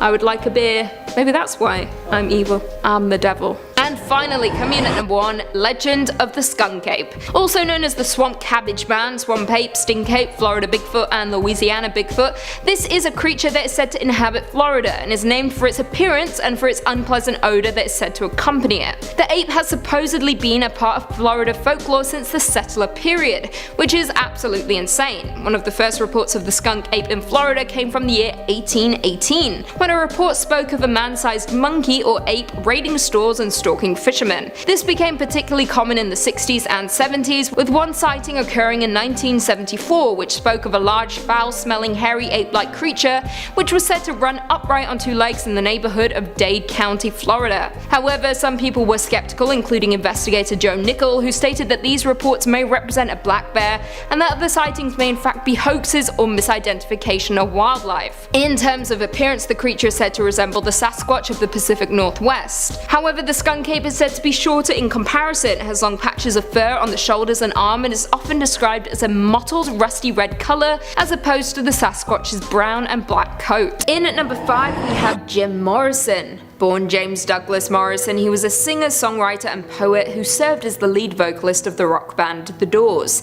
However, Morrison developed an alcohol dependency during the 60s, with him passing away unexpectedly at the age of 27 in Paris. As no autopsy was performed, the cause of his death remains unknown. He was ultimately laid to rest in the famous Père Lachaise cemetery. Over the years, his headstones were defaced or stolen until Morrison's own father placed a rather ordinary looking one on the site with an inscription in Greek, which reads, "Against his own demon." However, in 1997, journalist Brett Meisner was visiting the cemetery when he had this photo taken of him, standing in front of Jim Morrison's headstone. However, in the background of the picture, standing in the doorway of a crypt, you can clearly see a semi-transparent figure, arms held wide, which resembles the late singer. Many state that the pose is very reminiscent of a famous photo taken of Morrison. What do you guys think though? Ghost or trick of the light? Whatever you think, it's been enough to drive more tourists to the cemetery to attempt to catch a glimpse of the famous singer. In at number 4 we have Sweeney Todd. Now hear me out before we begin. Yes, I know that Sweeney Todd is said to hail from Victorian London, however this legend states that maybe he didn't, and maybe he walked the streets of France. First and foremost though, Sweeney Todd is a fictional character who appeared as the villain of the Victorian petty dreadful serial The String of Pearls. The tale became a staple of Victorian melodrama and London urban legend. A barber from Fleet Street, Sweeney Todd murders his customers with a straight razor and turns their bodies over to Mrs. Lovett, his partner in crime, who bakes their flesh into meat pies. However, could it be that the original Sweeney Todd was not from London, but instead hailed from medieval Paris? Legend states that Paris had its very own demon barber during the 14th century, and was perhaps the first home to the cannibalistic pastries from the murderous barber. During this time, the Rue de Marmousets was known far and wide for its succulent French delicacies, especially for those made by a butcher next door to a barbershop on the corner. The pies and pastries were said to be so tasty that even King Charles VI was said to have been a fan. From 1384 to 1387, the butcher was said to have been in cahoots with his neighbouring barber, with it being said that the pastries were so scrumptious thanks to the young flesh of the victims of the demon barber. The partnership was said to have thrived for 3 years and would have continued if their gory deeds weren't discovered. It was said that an abandoned dog was what gave them away, who was barking outside the door of the barber's. The police conducted a search and discovered heaps of humans' bones and flesh in the shed underbelly of the two shops. For their crimes, the barber and the butcher were burned alive, along with their shops, in order to exorcise the area from their evil. Coming in at number 3, the catacombs. The catacombs of Paris are underground ossuaries which hold the remains of more than 6 million people in a small part of a tunnel network built to consolidate Paris' ancient stone quarries. Now, it was largely forgotten until it became a novelty place for concerts and various other private events in the early 19th century, as well as a hotspot for urban explorers. Now, as you would expect, there are a ton of legends surrounding this creepy burial site, so I'll be listing off a handful. Let's start with the ghost of Philbert Espard. During the French Revolution, Philbert was a doorman at the Val de Grace Hotel. During a mission to fetch a liqueur from a cellar, Philbert wound up in the Paris catacombs instead, walking around in the darkness alone with just a single candle. He became lost and confused. His body was not found until 11 years later when a group of cataphiles uncovered it. His body is now buried in the catacombs in the exact spot that he was found. Legend now states that on each November 3rd, Philbert's ghost haunts the labyrinth of the catacombs. However, the most disturbing story hails from the 1990s when a group of cataphiles were walking through the catacombs and discovered a video camera on the ground. To their surprise, the camera held footage on it. While watching the footage, it became apparent that the man filming was lost and had no idea how to escape the winding tunnels. The video then ends abruptly with the man dropping the camera on the ground and running off into the unknown. He was never discovered. However, it was this legend that many believe As Above, So Below, the movie, was based off of. Coming in at number 2, we have The Phantom of the Opera. We're all familiar with the 1986 musical based on the book by Gaston Leroux, with music by Andrew Lloyd Webber. Its central plot revolves around a beautiful soprano, Christine Daae, who becomes the obsession of a mysterious, disfigured musical genius living in the subterranean labyrinth beneath the Paris Opera House. But did you know this story is actually based on legend, with many Parisians being all too familiar with the story of the Phantom and the mysterious box number 5 at the Garnier Opera House. This legend began at the Music Conservatory on Rue Les Pelletiers, where it is said that a young pianist and a young ballerina fell in love. Planning to be wed, the pianist composed a piece of music to symbolize their love that was intended to be played at their wedding. However, that never happened because on October 28, 1873, a fire destroyed the conservatory and killed many, including the ballerina. The pianist survived but was forever scarred by the fires, particularly on his face. He abandoned the world and took refuge in the underground passage of the Garnier Opera House in order to escape the dreadful people who considered him a monster or a demon. He stayed there for the rest of his life, devoting himself to his music. Now, the pianist was never disturbed, but rumors quickly began to spiral, creating the legend of the Phantom of the Opera. The first rumors came from the opera house staff, such as stagehands and dancers. And it is also purported that box number 5 at the Garnier Opera House is said to be haunted by the mysterious Phantom and should always be left vacant for him. And finally, coming in at number 1, we have the Notre Dame and the Devil's Door. Notre Dame is one of the most infamous places in French history, with it being a medieval Catholic cathedral that was consecrated to the Virgin Mary and is considered to be one of the finest examples of French Gothic architecture. However, popular interest in the cathedral blossomed after the publication of Victor Hugo's novel The Hunchback of Notre Dame back in 1831. The cathedral is holy ground, but saying that how many tourists from around the world have been ushered in by Satan himself. Some history first though. When it comes to the construction of buildings such as this one, construction always starts at the back of the building with the entrances added last. So when it came time to add the famous door to the cathedral, a man by the name of Mr. Biscornet, a young metalsmith, convinced the church to hire him. The job lasted months, with Biscornet slaving away in his workshop. However, when he finally finished, it was of course a masterpiece and blew the minds of Parisians. However, were the doors perhaps too good to be true? This all took place during the 1300s when magic was believed and myths spread fast. So when people saw the door for the first time, time they believed that Bisconet couldn't possibly have crafted it himself, and that instead he had sold his soul to the devil in exchange for the masterpiece. Stories quickly began to emerge of people claiming to have visited Bisconet during the creation, and found him unconscious on the floor with the project mysteriously completed. The rumours began to spread, with priests adding fuel to the fire by claiming that the door's locks refused to work until they were sprinkled with holy water. To top things off, not long after this, the artist died, with many speculating that in order to fulfill the contract, the devil had to claim Bisconet's soul. Coming in at 5, Princess Brunhild at Rostrap. This legend goes that years ago there ruled a king in Bohemia, whose castle was atop a loft mountain,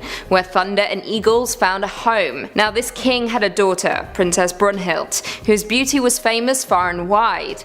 Rulers and their sons sought the hand of the maiden, and among the suitors came the son of the king of Hars, who won her heart. He returned his father to announce his betrothal, and to make arrangement for the nuptials. However, someone had other plans. A new suitor arrived for Brunhilde's hand, a terrible giant who inhabited North Europe, terrifying all those who saw him. He brought with him costly gifts of gold, amber, and precious stones, and after a few days of consideration the king promised the giant his daughter. Now the giant had 2 steeds, one white as snow and the other black as night, both giant, with the earth trembling beneath them as they ran. So one day Brunhilde begged to ride with the giant. She mounted the white steed and raced to be with her true love Hars. The black steed was in quick pursuit behind her. At the very top of the treacherous Rostrap, Brunhilde reached the cliff edge. However, her brave white stallion had other ideas and jumped right across the mountain and reached the other side. The giant, however, did not, and ultimately plunged to his death. Atop the Rostrap hill in the Hars mountain range, you will find the hoof shapes imprinted into the rock on the edge of the cliff, marking the path the great white steed took when freeing the trapped princess. Coming in at 4, the Watzmann Mountain. The Watzmann is a mountain in the Bavarian Alps and is the 3rd highest in Germany, and the highest mountain located entirely on German territory. Now, for a mountain so famous throughout the country, you can imagine there would be a handful of legends associated with it, and that there are. One legend goes that in the deepest corners of southern Bavaria, a tyrannical king named Watzmann reigned the land, and enjoyed slavery and hunting local peasants. On one particular day, after a series of bloody killings, a curse was cast upon him and his family, which resulted in them all turning to stone. Now it is said that they are still entombed within the range of 7 mountains, near the town of Berchtesgaden. Would you climb this peak to discover if the legend is true? If so, I'll be right there with you. Coming in at 3, the Changeling. A changeling is a creature found in folklore throughout Europe, specifically Germany, and is believed to be a fairy child that had been left in place of a human child stolen by the fairies. It's a common theme stemming all the way back to medieval literature and reflects concern over infants thought to be afflicted with diseases or disorders. So this specific legend goes that once upon a time, at Heslock near Odenheim, a servant and a cook of a clergyman were married and living together. However, their newborn baby would not grow or gain weight. The mother was told to visit Neuhausen and give her baby water from the Syriac spring, with many believing that a visit to the spring would either restore a child back to health or would kill it within 9 days. En route to the spring, the child became heavy and monstrous in her arms, which resulted in a passing traveller yelling to the wife that she had the devil on her back. I quote, "Your child is at home in a new cradle behind the chest in the side room. Throw this monster into the brook." The mother cried but did as she was told. She threw the creature into the brook and a great howl bellowed from beneath the bridge. She fled home where she found her baby, healthy and laughing in its brand new cradle. Coming in at 2, the Children's Crusade. According to history, the Children's Crusade was a failed crusade by European Christians to regain the Holy Land from the Muslims, said to have taken place in 1212. Now the story has become blurred over the years from factual to more mythical, with some versions including the visions by a French boy and a German boy, an intention to peacefully convert Muslims in the Holy Land to Christianity, with bands of children marching to Italy, and some being sold into slavery. Yeah, it's rough. In this specific German legend though, the story tells of a misguided German boy who was visited by Jesus, who told him to go forth and convert Muslims. So following the orders of Christ, he gathered a sizable group, mostly children, and led them towards the Mediterranean, where they took boats east.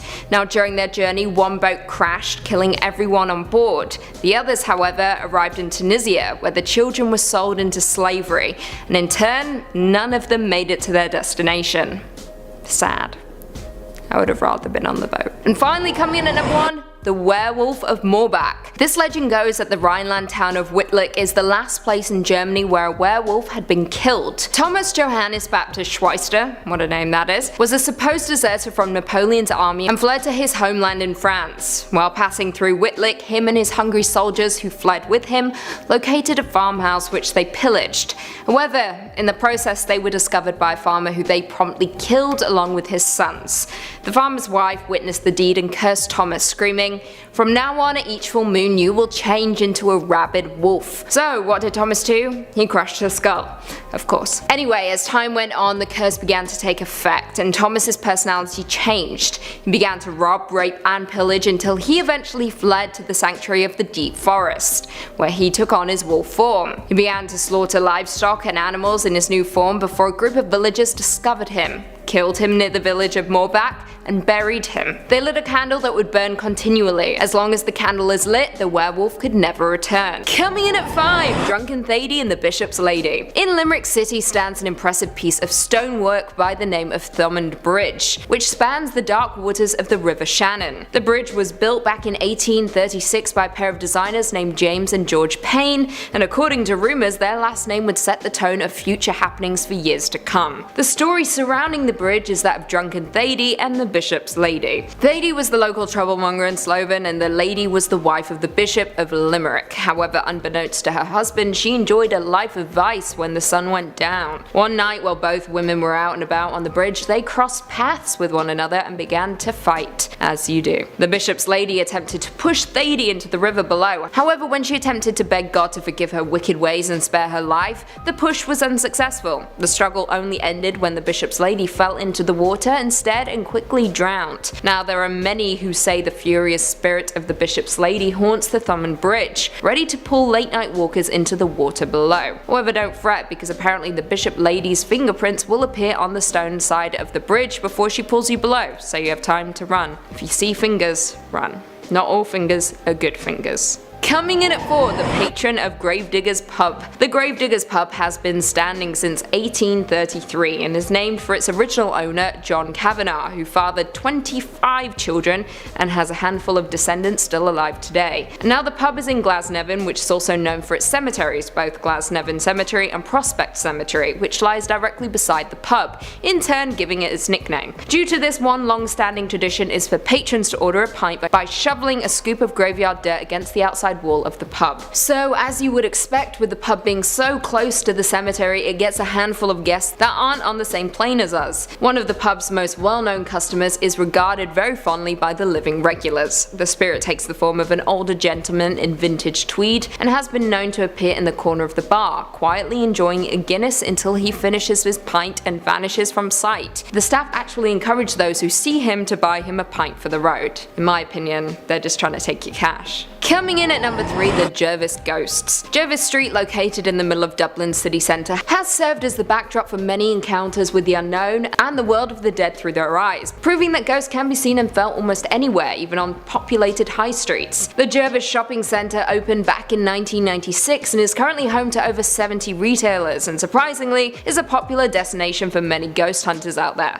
Some history for you. Not everyone may know this, but the shopping centre was actually built on the ground of Jervis Street Hospital, which closed in the 1980s after attending the needs of the sick and dying for almost 300 years. Many of course credit the creepy goings on in Jervis Street area to the restless spirits who died in its wards. In 2008, a newsreader from the radio station Today FM was apparently walking along the busy street outside Jervis Shopping Centre only to be stopped in their tracks by a female voice singing a lullaby close by. Creepy. The newsreader assumed they were hearing things and continued to walk with the lullaby fading out. However, it quickly became louder again as she moved further away. The moment lingered with her to the point that she mentioned it on her talk show, and within minutes the lines were flooded with callers citing similar occurrences. Many workers from the shopping centre claimed to have seen the figure of a woman in an old nurse's uniform wandering between the stores, while others told of fruit being tossed through the air by seemingly no one. One person, while approaching the centre's bathrooms, was eyed by a woman who whispered at them before vanishing into thin air, and several others mentioned having met similar spirits not far from the centre. Sure, that makes makes sense. Coming in at 2, the moving mother of Ballinspittle. In July 1985, something strange occurred in the village of Ballinspittle, Cork. While travelling home one evening, a local reported seeing a roadside statue of the Virgin Mary moving on its own accord. And while some summed it up to a trick of the light, countless other locals have also reported similar occurrences. People from the village as well as people from abroad flocked to the site where the activity seemed to be occurring, with up to 100,000 people said to have visited Ballinspittle alone. The Catholic Church was of course a little uncertain of the legitimacy of the case, with one bishop outright calling it an illusion. According to a team of psychologists from University Cork though, the vision was the result of staring at stationary objects during the transient light of dusk. Anthropologist Peter Mulholland also said that the visions of the Virgin Mary in Irish culture is simply the result of the population's relationship with religion. However, what the answer is anyone's guess. There's plenty out there who truly believe the Mother of God did appear all over Ireland between July and August of 1985. And finally, coming in at number 1, the Black Cat of Killachy.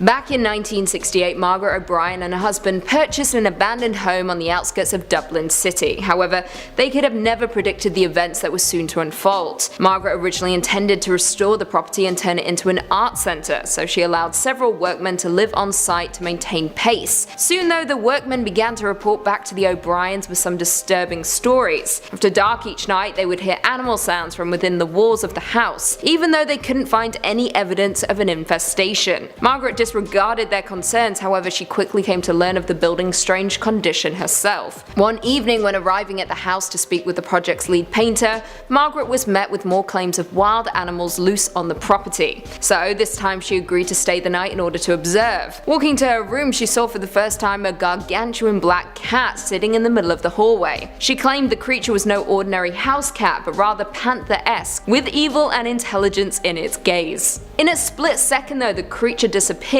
Soon after the incident, the lead painter was visited by the huge cat, however this time it brought along with it mist. Due to all of these events, Margaret contacted a local priest to perform an exorcism on the home, as you would, which actually seemed to be effective, so Margaret finally opened the art centre. However, peace didn't last, because one evening a group of drunken actors decided to hold a seance in an attempt to call upon the monstrous cat that they had heard so much about. They were seemingly successful because the haunting resumed more powerfully this time, with the cat now being joined by the malevolent spirits of 2 nuns who began to terrorize the building's gallery. This time Margaret called for a medium for help and finally learned the truth of the cat. The medium told her that the female spirits had been attendants of the satanic rituals performed by the infamous Hellfire Club. She went on to suggest that the house was once owned by its members. Recently in 2012, the theory finally got some bulk, with another site said to have been frequented by Hellfire members, with a painting of a black cat bathed in flames being uncovered. Coming in at 5, Arkansas, the Dog Boy. Now the name may sound ridiculous, yes, but the story is truly chilling. If you find yourself at 65 Mulberry Street in the middle of a small Arkansas town of Quintman, you may very well encounter the hulking outline of a 300-pound, half-man, half-beast with glowing animal eyes. This is the Dog Boy. If you see him, walk quickly, as he is rumoured to chase people down the street, biting at their heels, just like a dog. Now, this legend is rare, because the story behind the story may just be even creepier than the legend itself. Gerald Bettis, the only son of the Bettis family of 65 Mulberry, was reportedly a problem child, but not a cute one. No, this kid collected and tortured animals before turning his sociopathic focus to his parents, supposedly imprisoning them in their home and murdering his father. Bettis was eventually imprisoned for growing marijuana on his back porch and would later die in a state penitentiary in 1988 of a drug overdose. Spooky stuff. Coming in at 4, Colorado, Riverdale Road. Riverdale Road near Thornton, Colorado is crammed with horrifying legends to bring even the bravest paranormal investigator to their knees. Riverdale Road is notorious for having some of the most chilling and endless ghost stories, beginning with the fact that it is literally referred to as the gates to hell. Yeah, now the gates themselves are simply made of rusty iron, yet people travel from far and wide to visit them. This is because the man who built the gates lost his mind once they were finished. He then burned his entire mansion with his family asleep inside. Worse still, he was never caught or put on trial. As of now, people report that a lady in white walks the road close by the gates, with many assuming she is the man's wife wandering, searching for her murdered children or even her husband. Another ghostly story goes that there are accidents that specifically happen to joggers all the time. Once upon a time, a jogger decided to take a jog along Riverdale Road and ultimately got hit. They sadly passed away, and rumor has it their spirit now haunts the road. People who walk the road are said to have heard a loud heartbeat and footsteps. If you drive by, you might also feel something hitting your car when there's literally nothing there. Now, there are so many more stories, but we'll end with the Native American shapeshifters. Now, what makes Riverdale Road interesting isn't just the road itself, but because the area of land that it cuts through is also rumored to be haunted. For hundreds of years, there have been countless stories about Native American shapeshifters roaming the land, with many passers-by spotting them on the road. According to reports, they take on different shapes and communicate with people in their own ways. They're also known to play tricks on anyone who walks down Riverdale Road, so be warned. Coming in at 3, New Jersey, The Watcher. Now, this legend could honestly be the script for a horror movie. Let me break it down for you. A family begin receiving ominous notes just days after they close on their dream home. Yeah, spooky, right? Well, this story took off back in 2015 after a young family moved into a $1 million house in Westfield, New Jersey. However, they began to get letters signed by someone only IDing themselves as the Watcher, who claimed it was their duty to watch over the house, while also spouting weird lines such as, I quote, "Do need to fill the house with the young blood I requested," and "Who has the bedrooms facing the street?" Yeah, creepy. The writer also noted the make of the couple's car and the comings and goings of construction crews. He also observed that the couple had 3 young children, stating, I quote, "Was your old house too small for the growing family, or was it greed to bring me your children? Once I know their names, I will call to them and draw them to me." Now, no one quite knows the truth behind the legend, whether it was a prank or a spooky neighbor, but what we do know is that the Watcher was never caught and still remains watching the house in Westfield, New Jersey. Coming in at number 2, California, Turnbull Canyon. Turnbull Canyon is a 4-mile loop trail located near Whittier, California, and is part of Puente Hills Preserve. It lies in the northern central part of the preserve and is an east-west canyon with relatively steep drainage. Now, natives call Turnbull Canyon Hatunga, or the place of the devil, and is supposedly where the ghosts of those slain for not converting to Christianity dwell alongside witches and Satanists who reportedly used the place to sacrifice children, whose spirits now walk along the canyon. According to other reports, Turnbull Canyon also houses the ghosts of 21 children who perished in a plane crash back in 1952. However, there are no existing records of the incident, so this may be local legend. However, what we do know is real is that in the canyon lies the remains of an old insane asylum that supposedly came back to life to kill a teen in the 1960s via long dormant electrical wire. Not only that, but there are cults, alien encounters, and Gravity Hills. The list goes on and on. Basically, if something unnerves you, there is probably a story about it going down at Turnbull Canyon. Now, its origin is pretty simple. Turnbull's evil dates back centuries. However, it wasn't until the site was established as a fur trapping site in 1845 that things started to get a little odd, and very quickly word of the canyon's evil terror spread far and wide, making it one of the world's most visited places. But not for its beauty, but due to morbid curiosity. And finally, coming in at number 1, Virginia, the Bunny Man Bridge. This terrifying urban legend originated from 2 incidents in Fairfax County, Virginia in 1970, but very quickly spread through the Washington, D.C. area as well. Now, like all legends, there are many variations. Most involve a man wearing a rabbit costume who attacks people with an axe or a hatchet. Now, the legend goes that in 1904, a group of convicts were piled onto a bus to be transported from an asylum in Clifton, Virginia to a nearby prison. En route, however, one of the buses crashed and the convicts managed to escape. Thankfully though, the police were able to round up all of them, all but one. As their search went on, they began to find skinned, half-eaten bunnies in the woods and hanging from the overpass of Fairfax Bridge, now known as the Bunny Man Bridge. A year later, on Halloween night, several teens went to hang out under the bridge. Come morning, they were all found dead. Legend has it that if you hang out under the bridge on Halloween night, you will meet the same fate as the rabbits and the teenagers. Jump ahead to 1970, there were numerous police reports of people who had been threatened by by a man holding an axe and wearing a white suit with bunny ears. Terrifying. A few other people also reported that the man in the suit threw an axe at them for trespassing near the bridge. To this day, there have been numerous reportings of the man with the axe, as well as the dead rabbits in the woods surrounding Fairfax Bridge, which is now known, once again, as the Bunnyman Bridge. Now, versions of the legend have varied over the years, particularly in the Bunnyman's name, motives, weapons, victims, and description, with some accounts stating that victims were mutilated and others that the Bunnyman is a ghost. However, that aside, the legend is absolutely horrifying and has prevented a lot of Virginia locals from wandering too close to the bridge. Number 5 on this list is the Falling Boy.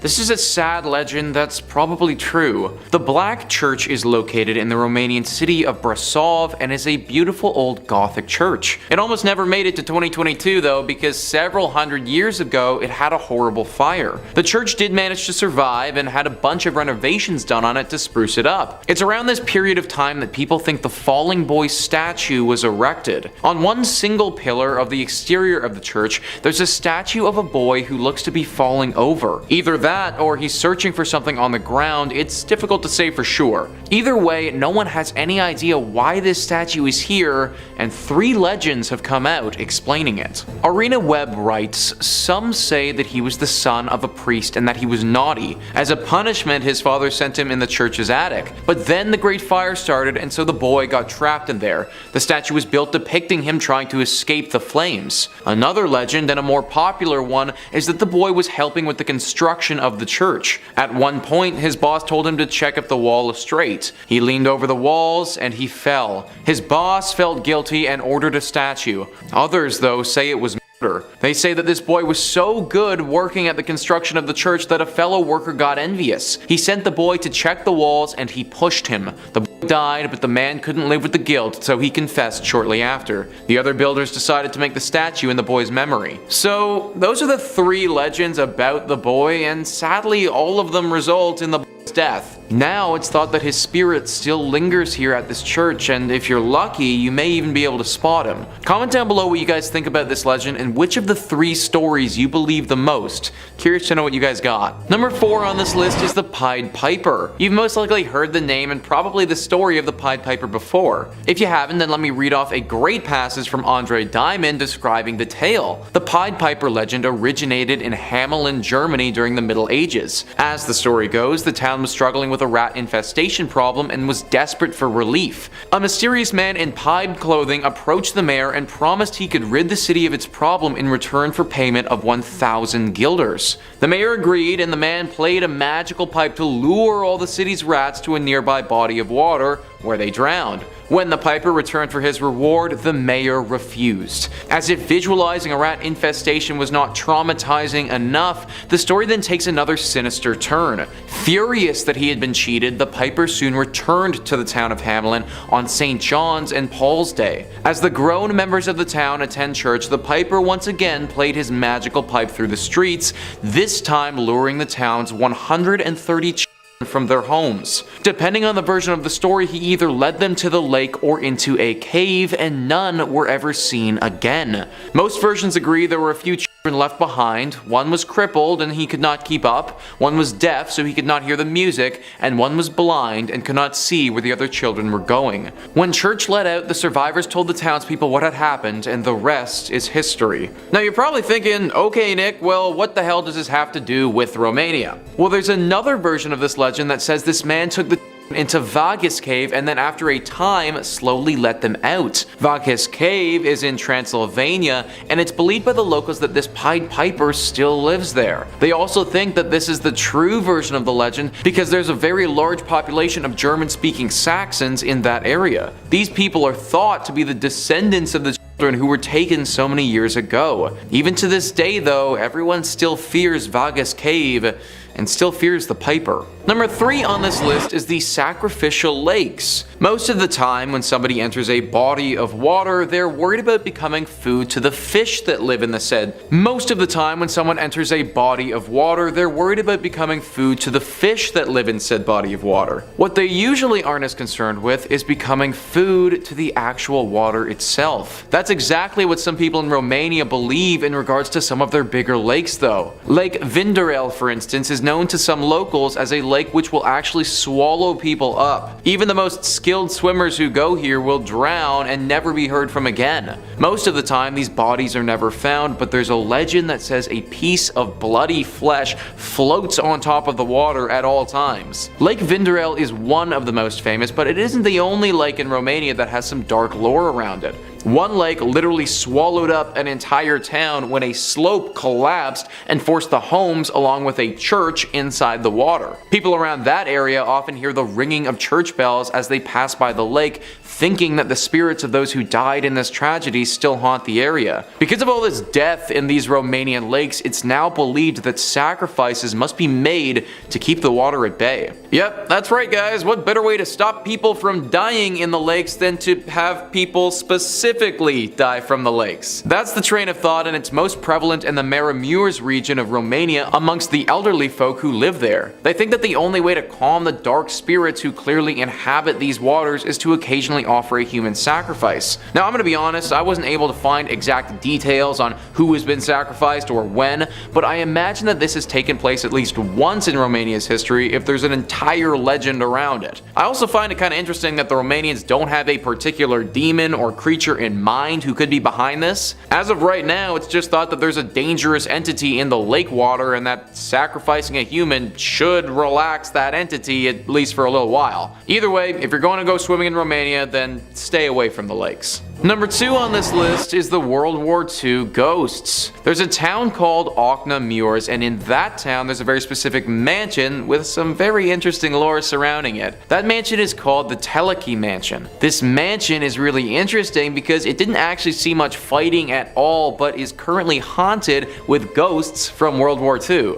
The ghosts of these World War II soldiers who haunt this place sadly caused their tragic fate themselves. One evening, the soldiers went into the mansion and decided to enjoy a little bit too much wine. The mansion had cellars full of nice quality bottles, and the soldiers definitely overindulged. In fact, they got so hammered that they decided to start firing off their guns in the basement before passing out. They passed out in the cellar, and it's said that from the guns that they shot off, the wine started filling up the room. They were far too gone to notice and actually drowned in said wine. Now these soldiers haunt the mansion and locals see them regularly. In fact, some blurry photos were taken back in 2011 of these ghosts in the place. Dying is obviously worst case scenario and never what anyone wants, but I guess the one thing that you can say for these guys is that they probably died at least happy. Number 1 on this list is the Nymphs of Sioclavina Cave. Deep in the mountains of Transylvania, through a long road of rivers and beautiful scenery,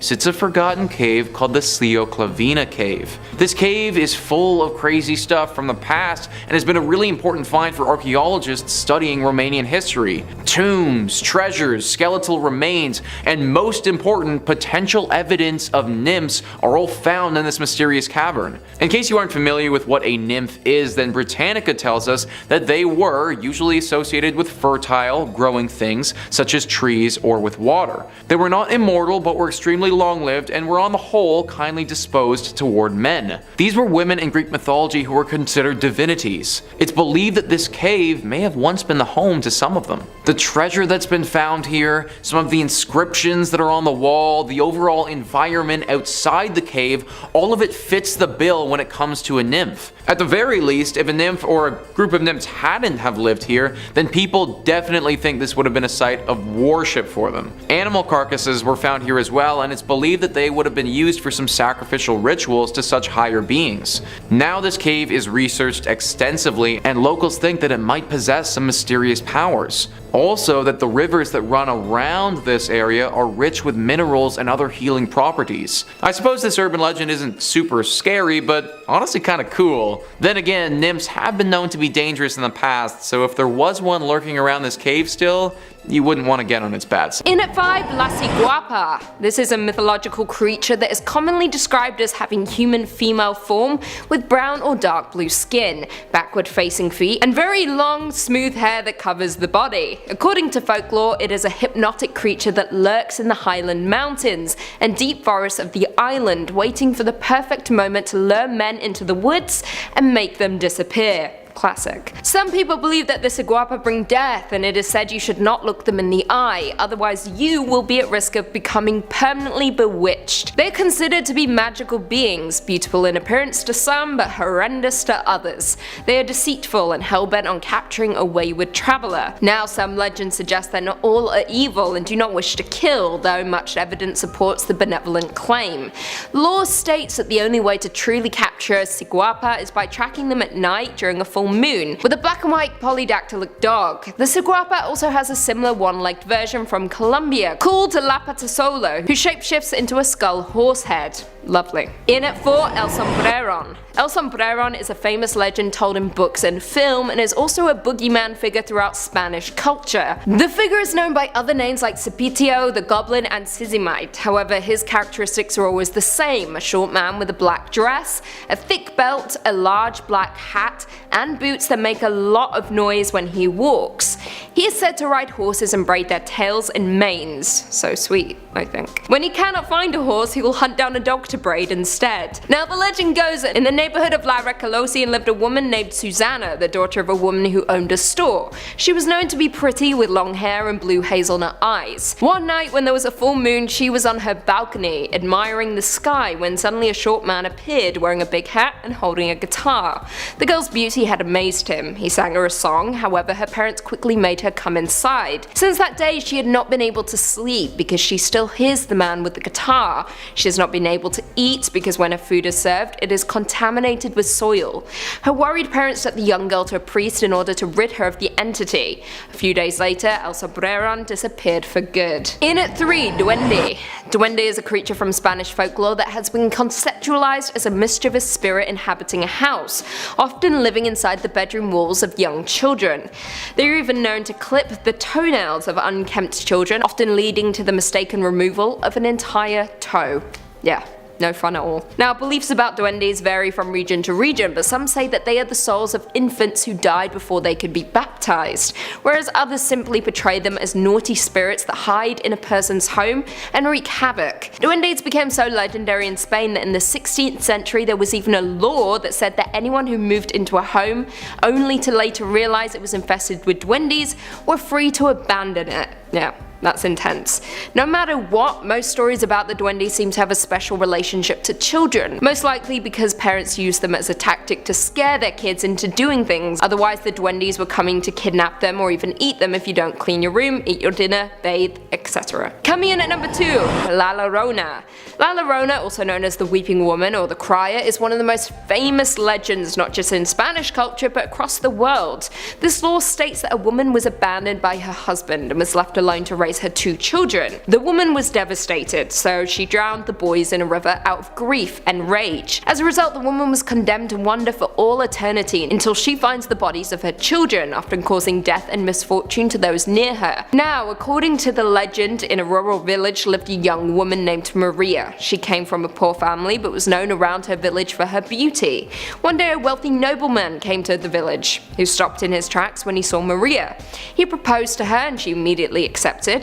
The two wed and had 2 sons together. However, the husband was always travelling and when he came home he only paid attention to the children. And as time passed, Maria could tell he was falling out of love with her. She was right, because one day he returned to the village with a younger woman and bid his children farewell. Now this is when Maria drowned her 2 children in blind rage. However, once she realised what she had done, she searched the river for them, but they had already been swept away. Days later she was found dead on the riverbed, having committed the 2 ultimate sins, murder and suicide. Her spirit now haunts the land of the living and the dead, weeping for her children, earning the name La Llorona. She kidnaps wandering children at night, mistaking them for her own, while begging the heavens for forgiveness, while drowning the children she kidnaps. Folks who have claimed to have seen her say she appears at night by rivers or lakes wearing a white or black gown with a veil, and others say that if you hear the cries of La Llorona, you are marked for death. Spooky. There was also a film, I watched it recently. It was utter trash, so hopefully the legend's creepier. Finally coming in at number 1, El Coco. The Coco, also known as the Cuco, Coca, or Cuca, is a mythical ghost monster equivalent to the boogeyman, found in Hispanophone and Lusophone countries.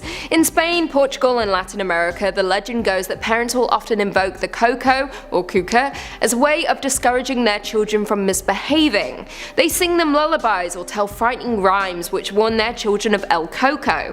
If they misbehave or don't obey, El Coco will come and get them, and then eat them. Classic. El Coco is a child eater and a kidnapper. It may devour the child immediately and leave no trace, or it may take the child away to a place of no return. However, it only does that to disobedient children.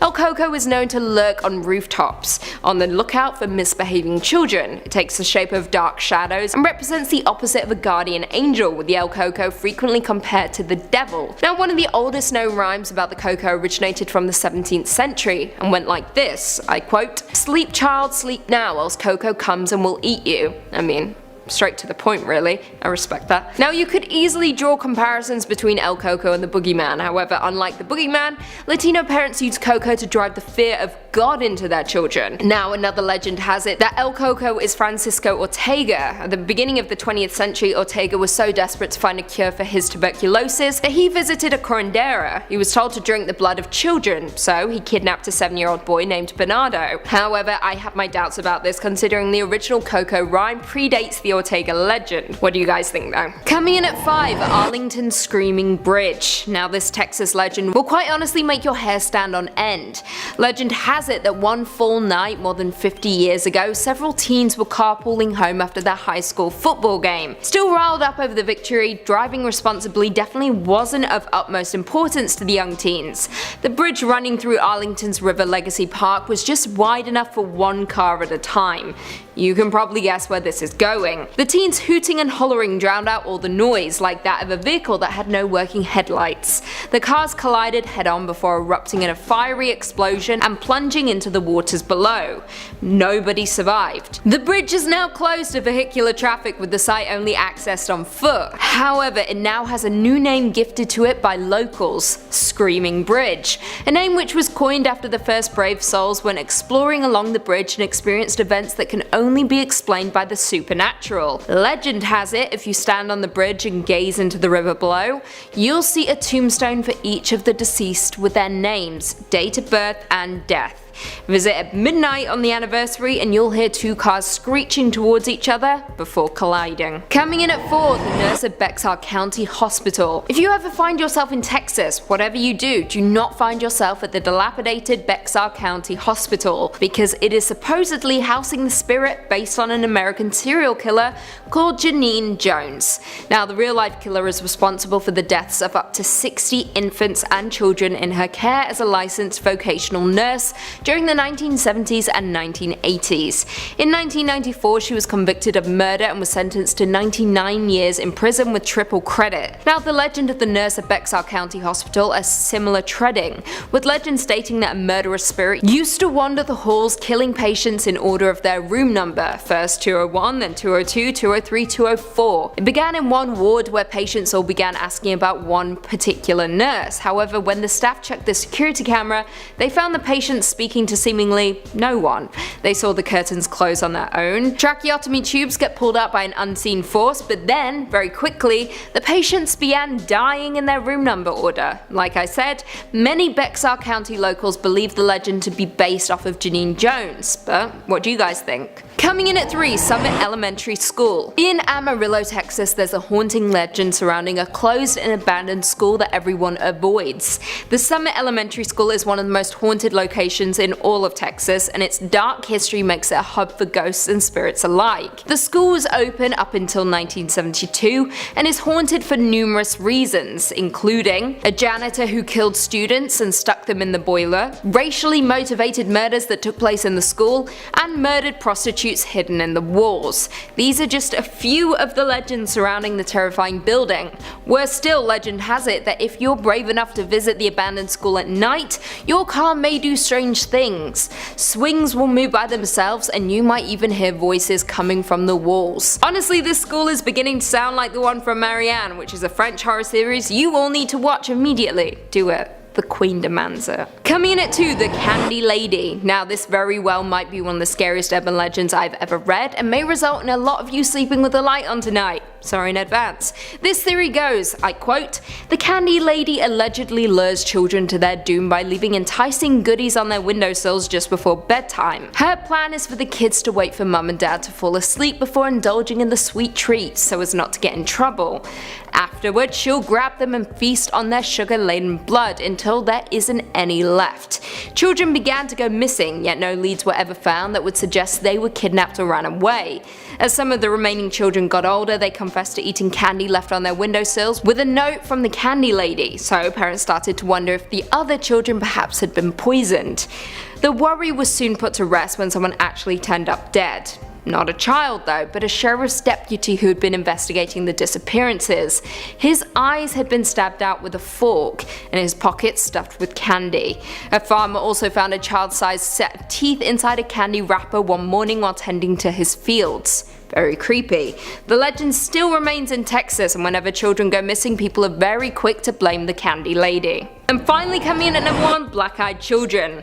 Black-Eyed Children or Black-Eyed Kids are a contemporary legend of supposed paranormal creatures that resemble children between the ages of 6 and 16 with pale skin and black eyes who are reportedly seen hitchhiking or are encountered on doorsteps of residential homes. Now, children are creepy already. They say strange things and their innocence allows them to breach the barrier between the living and the dead that we jaded adults just don't possess.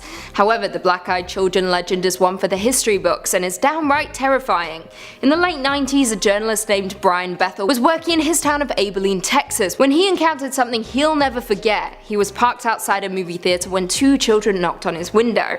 Brian couldn't quite understand why, but he was completely overcome with fear at the sight of them. He rolled down the window regardless, and the kids asked him for a ride back to their home so that they could get cash for the movie. His fear, however, made him hesitate, but the children were persistent. They then began to say some weird things, like, "We're not armed" or anything. Brian looked back at the kids and noticed how their eyes had turned pitch black. They then began screaming at him that they could only come in the car if he invited them in, so he quickly drove away. He spread the word about the Black-Eyed Children and was surprised when a lot of other people came forward reporting similar experiences. Coming in at number 5, we've got Ogopogo. Let's start with a famous one. Move over Nessie, we've got a Canadian sea cryptid to discuss. If you've ever been to British Columbia, you'll know that there are plenty of mountains and lakes to explore. One of the more well-known ones, both for its picturesque qualities and supposed housing of a monster, is Lake Okanagan. Situated in Kelowna, this lake is famous for its vacation-friendly beaches. But if you head out looking for a relaxing day on the water, you might meet up with a strange beast. Sightings of the Ogopogo date back to 1972, but indigenous legends have been telling tales of the creature for much longer. It's described as a long, slender creature with many humps and a horse head that peeks out of the lake during thunderstorms. Sound familiar? While not nearly as famous, Ogopogo is quite similar to Nessie when you get down to it. Both are aquatic, hard to find, and attract all sorts of cryptid hunters. All sorts of folks have claimed to see Ogopogo swimming around, popping its head out of the water from time to time. Photos and videos are common, but none are really verifiable or convincing. Thankfully, the creature seems to be relatively friendly. For all these sightings and rumors, there haven't been too many claims of violence or aggression from the lake-dwelling beast. In fact, it's actually quite well liked by everyone. In the 90s, the Canadian government commissioned a postage stamp in honor of Ogopogo. Way to go. Skeptics all have their explanations for what it might actually be, with one prevalent idea claiming that it's actually a primitive whale that only comes out during calmer seasons. Regardless of whether it's real or not, what's more fun to say in the end, Nessie or Ogopogo?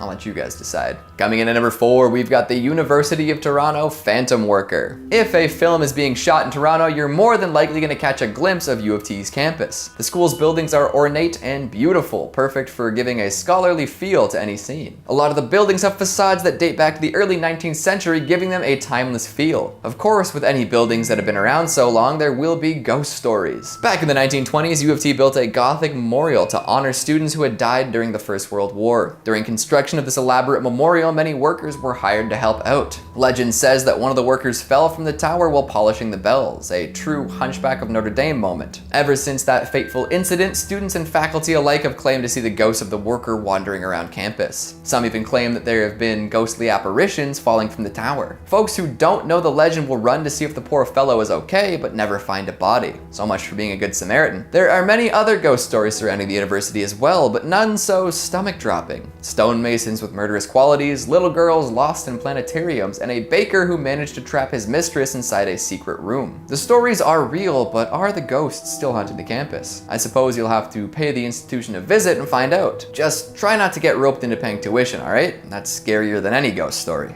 Coming in at number 3, we've got the Nennerlook. We've talked about urban legends from the far west coast and the most populous city, so now let's take a trip out east. Known for its quaint, peaceful charm, Newfoundland is the last place you'd expect to find terrifying urban legends, right? I mean, you can get screeched in and end up with a scary hangover and only a faint memory of your previous night, but that's something else entirely. The monster seen near Newfoundland dwells in the sea, but does so unconventionally. How do you think sea monsters usually get around? By swimming, right? Well, this thing acts a little differently than most. First sighted by Sir Humphrey Gilbert back in the 16th century, it was described as a lion-like creature. This fits the description of an Inuit cryptid known as the Nennerlook. Legends of such a creature have been passed down through generations of people, but it was considered just a legend to outsiders until Sir Humphrey Gilbert came across it himself. The Nennerlook is a gigantic beast estimated to be as tall as an iceberg. It's got white fur, huge ears, and loves to eat anything that gets close enough. Seals are the classic meal, but it won't turn down a human if they get close. Now, back to that bit about movement. The Nennerlook doesn't swim, it walks along the bottom of the ocean. Yep, not the most efficient way to get around, but it gets the job done. Imagine watching a gigantic beast just walk out of the sea towards you. This is also the reason why people say that it's not really ever seen away from shore. It makes sense considering how deep the ocean is. But if you ever spot a little antenna poking out of the water, it's time to get a move on. And if you ever hear a deafening roar, it's probably too late. Coming in at number 2, we've got the Cabbagetown Tunnel Monster. We'll return to Toronto for a moment, you know, because of the urban qualities of these legends. Get it? Well, every tunnel system has its fair share of legends, and the Cabbagetown Tunnel is no exception. I'm surprised nobody's gone back and tried to get footage of this strange creature. Back in the 70s, a kitten ran away from home. While searching for his lost feline, a man came across a tunnel in Cabbagetown. Thinking that the kitten might have run in here to hide, he descended down into the abyss. Scanning the darkness for any sign of the little animal, he noticed some motion off to the side. Thinking it might be what he was looking for, the man pointed his flashlight at the movement and saw something he was definitely not expecting, neither cute nor cuddly. He claims to have seen a monkey-like creature with glowing orange eyes standing at half the height of a man covered in gray fur. If that horrible sight wasn't enough, listen to this. The man froze up and kept his light trained on the monster. The monster didn't like this much and told the man in an awful, trembling voice, "Go away. Go away." And guess what the man did next? He hightailed it out of there and didn't look back. This story made its way around for a while, but nobody ever properly looked into it. That is, until a year later. The man's friend had convinced him to share his story, so he went to the Toronto Sun with the scoop. A reporter accompanied him back to the tunnel, and they both scoured the inside. Looking around, they didn't find any evidence of a monster, but they did discover the remains of a cat. Some speculate that the tunnel leads to a point in the Toronto sewer system, and others have different ideas. Either way, nobody has seen the Cabbagetown sewer monster since. Would you go looking? Finally, at number 1, we've got the ghost ship of Northumberland Strait. Heading back east for a moment, let's consider the Northumberland Strait. This is a body of water that separates Prince Edward Island from Nova Scotia and New Brunswick. It's said that there is a ghost ship that sails upon the strait, more often than not totally engulfed in flame. The legend dates back over 200 years and always seems to play out the same way. Folks on land will look out to see a beautiful schooner with pure white sails. As they look on, these sails will catch fire and the whole ship starts burning. Often people will head out on rescue missions only to find that there was never a ship to begin with. Legend says that the ship will only appear before a northeast wind, predicting a storm. So where does this ghost ship come from, and why does it always come back? Well, some people believe that the ship was captained by a pirate who made a deal with the devil. The ship had been fired upon and was burning fast. He wanted his treasure hidden and protected, so he signed the pact and sealed his fate. Now he and his crew are doomed to sail forever on this perpetually burning ship. Yikes. Now, skeptics will tell you that the ghost ship is simply a mirage, but if that were the case, then how do they explain the flames. How very Canadian, eh? I'm glad my homeland has some legends that can stack up against the big ones from other nations. There are plenty more where that came from too. Any real Canadian remembers reading all sorts of real Canadian ghost story books after scholastic fairs. Coming in at number 5, we've got water blades. While this may be a tale told around the world, it seems to have a strong presence in Italy. Sure, the name sounds cool, maybe even conjuring up some images of wicked aquatic swords, but the reality of water blades is horrific. In fact, if you really like water parks, you might want to skip this entry altogether. I don't want to just ruin them forever for you. We've all heard of razor blades and other assorted sharp objects showing up where they shouldn't. Halloween candy, playground equipment, door handles, and more. But those are all relatively controllable once you've realized the present danger. Water blades, on the other hand, will rip and tear until there's nothing left. The urban legend floating around implies that some folks have been fastening razor blades to parts of water slides at popular theme parks in Italy. You can imagine what might happen if someone went slip sliding down one of these horrible traps. Maim is an understatement in cases like these. Thankfully, this urban legend seems to be staunchly set in the false category. For something that purportedly happens quite often, reports of such activity are very rare. The actual affliction of rapidly descending individuals doesn't seem to happen. Still, the legend must be very effective, especially because it seems to get told so often. I suppose the lesson to be learned from this one is be careful using public facilities. Good advice, especially in these days and times. Coming in at number 4, we've got Pier Zanfretta's alien encounters. Everyone knows a friend of a friend who claims to have been abducted by aliens, and if not abducted, then maybe they saw a UFO or something. But this Italian security guard has a claim to fame so out there it might as well be in outer space. He says that he was abducted by aliens 5 times over the course of 3 years. All abductions happened in Genoa, all apparently while he was still working the night shift. Skeptics, as skeptics do, dismiss these claims, but apparently he's given details of each abduction while under the influence of truth serum. Pretty astronomical, don't you think? The very first abduction occurred late one night. Zanfretta was patrolling and saw what appeared to be 4 lights. After seeing this, the engine, lights, and radio went out in his patrol car. Thinking, as most security guards should, that there might be thieves about, he ran over to investigate. He did not discover a group of miscreants though. No, he found himself face to face with some extraterrestrial life. A UFO was floating above and he was abducted by these outer space dwelling individuals. While approaching the so-called scene of the crime, Zanfretta was grabbed from behind. When he turned around, he saw a creature he could only describe as an enormous, green, ugly, and frightful creature with undulating skin, as though he were very fat or dressed in a loose gray tunic, no less than 10 feet tall. This, of course, was only the beginning of Zanfretta's galactic incidents. He's run into interplanetary assailants again and again, sometimes even when he had backup. Following some encounters, special investigators were called in. They discovered distinct markings on the ground that didn't seem of human origin, but nobody but Zanfretta has laid eyes on the creatures themselves. His claims have intensified the belief of an alien presence near Genoa and has made a bit of a celebrity out of the now elderly security guard. His last abduction took place in 1980 while he was under close observation. These days, he claims that the aliens contact him directly, communicating with questionable motivation. So if you're at all interested in close encounters with the third kind, Genoa might be the place to be. Coming in at number 3, we've got the Mazzarol. Speaking of non-human entities, let's take a quick trip to the mountains. The Italian Dolomites, to be specific. No relation to the comedian turned movie star recently played by Eddie Murphy. This mountain range sits stoutly in northeastern Italy and is full of legends and secrets. Plenty of cryptids and creatures are said to roam these mysterious mountains, from fairies to wizards and witches to mythical royalty. But the creature that piques my interest the most is the Mazzarol. In the valleys of Belluno province, this myth is still well known and widespread. This tiny, playful creature resembles a gnome, so make sure you tag your friends and let them know they've been gnomed. Whew.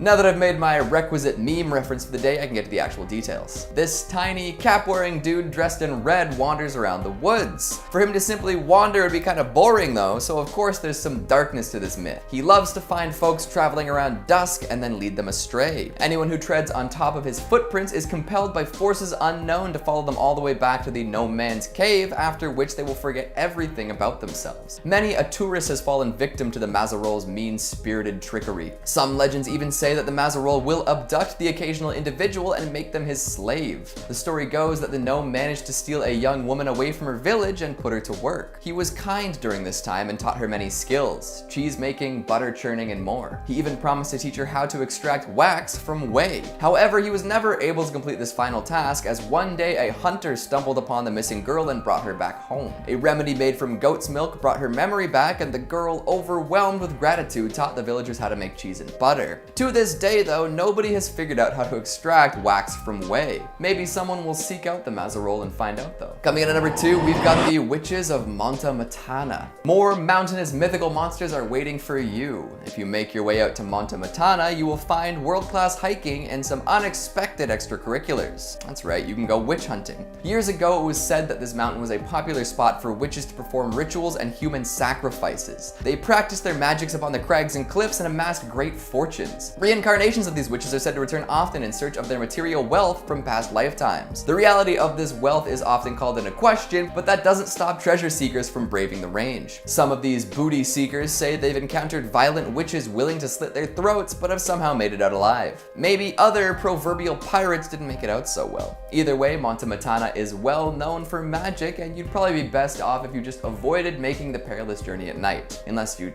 like to run into some witches, and in that case I'll reserve judgment. And finally, at number 1, we've got Poveglia Island. This tiny island about a half-mile from Venice has been shut off from the public for years. Some call it the Plague Island. Why? Well, I'll get to explaining. In the late 18th and early 19th centuries, this fortified island was used as a quarantine station. Over 160,000 infected folks were brought here to live out their last painful days away from the healthier portion of the population. Many mass graves have been discovered nearby over the years, proving how unfortunate anyone who paid Poveglia a visit really was. Napoleon stored weapons on this island as well, and when it was discovered, many small battles were waged. This, of course, added to the island's body count. Even later on, a mental hospital was built on the island. Legends say that one of the doctors in charge would treat his patients horribly, often torturing them and tossing them from the bell tower. With all these horrifying historic events taking place on the island, it's no wonder that folks think it's haunted. In fact, there's absolutely zero public access to this island. The folks in charge have deemed it too dangerous to visit. Venturing out to Poveglia is literally illegal. What could they be hiding out there? The wild and wicked history makes folks think that there might be something sinister waiting in the sandy shadows. Anyone else craving pizza all of a sudden? Maybe pasta and parm? Or am I the only one who gets hungry after talking about ghosts? Is that weird? Coming in at number 5, we've got sewer alligators. Iconic. I think New York's sewer alligators might have been one of the first urban legends I was familiar with as a kid. Showed up as a gag in a show I was watching or something. But it's a myth that doesn't seem to disappear. Hell, it even has an incarnation in one of New York's most famous pieces of media, Spider-Man.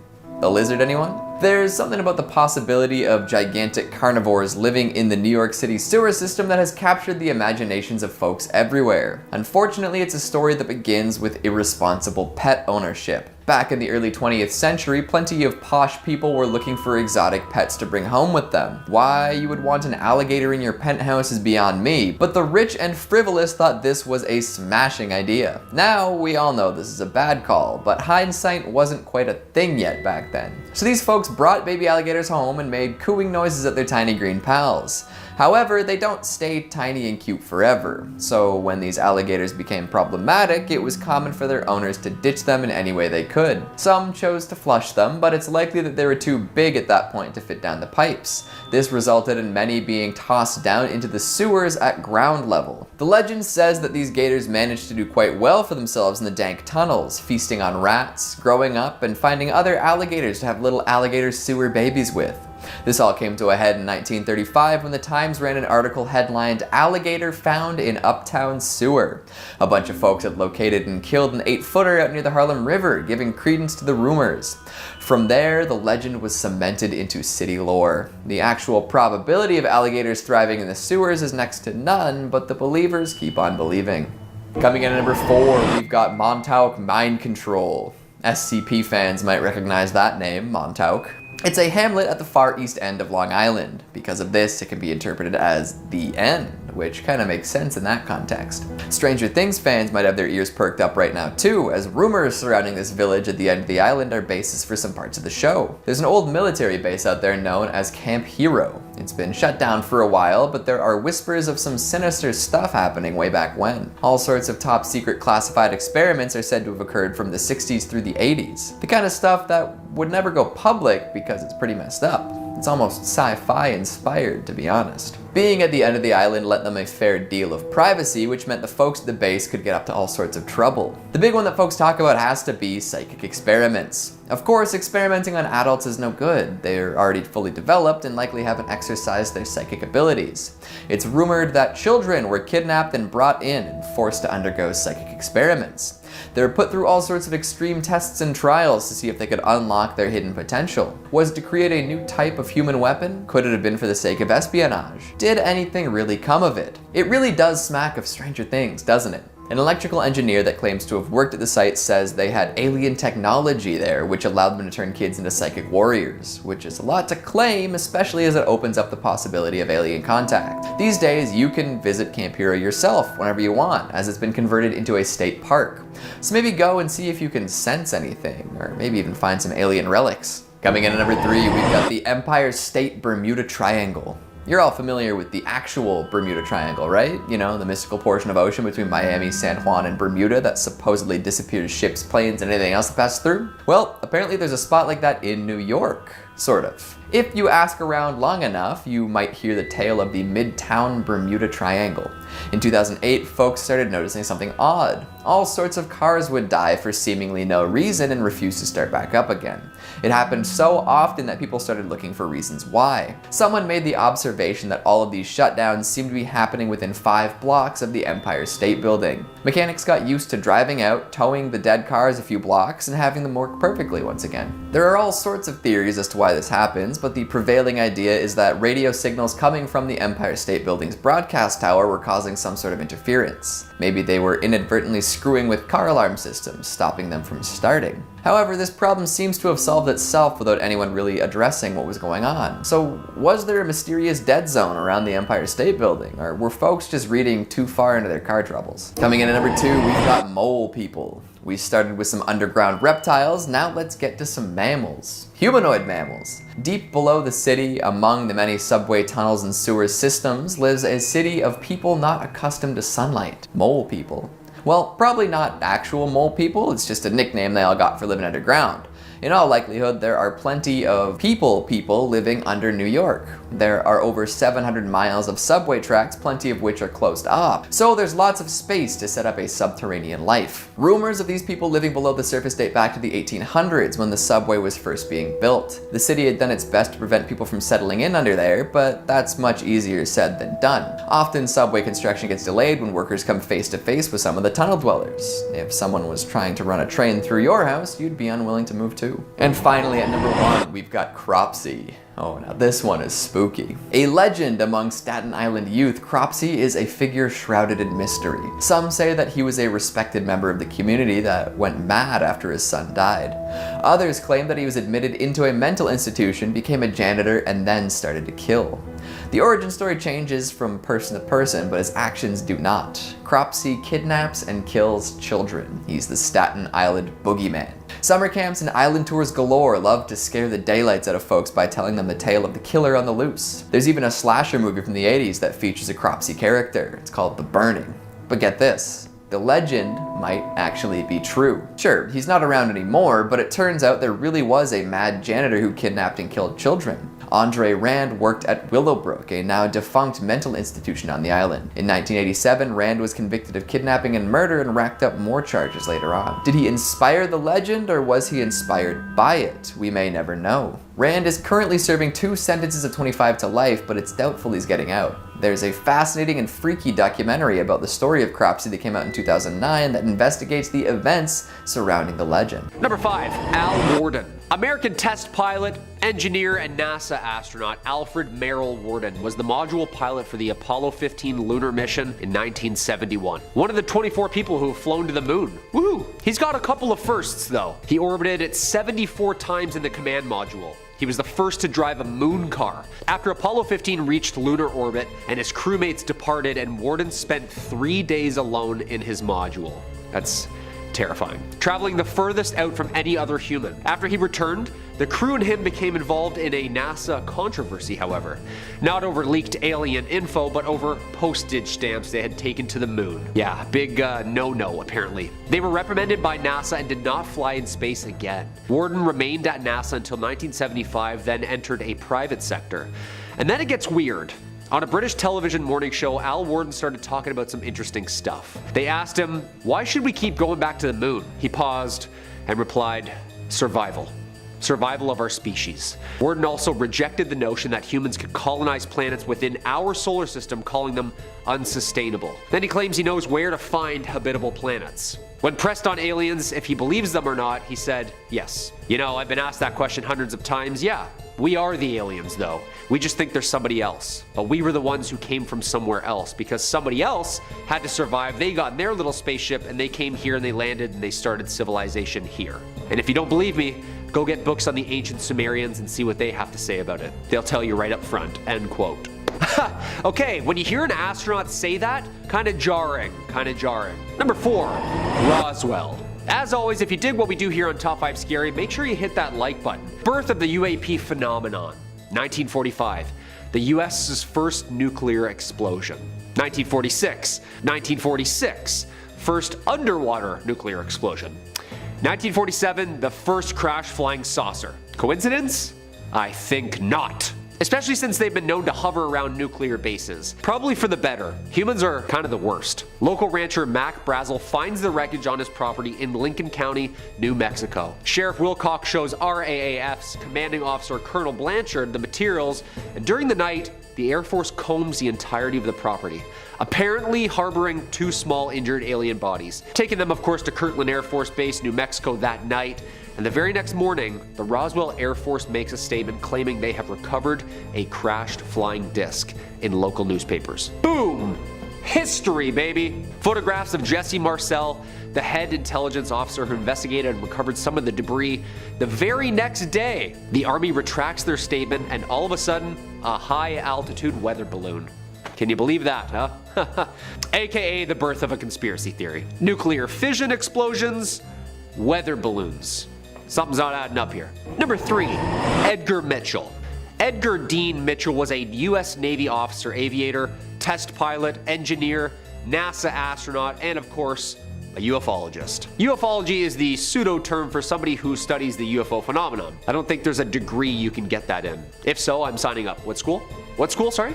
He was the lunar module pilot of the Apollo 14 in 1971 and spent 9 hours working on the lunar surface. He was the 6th person to walk on the moon.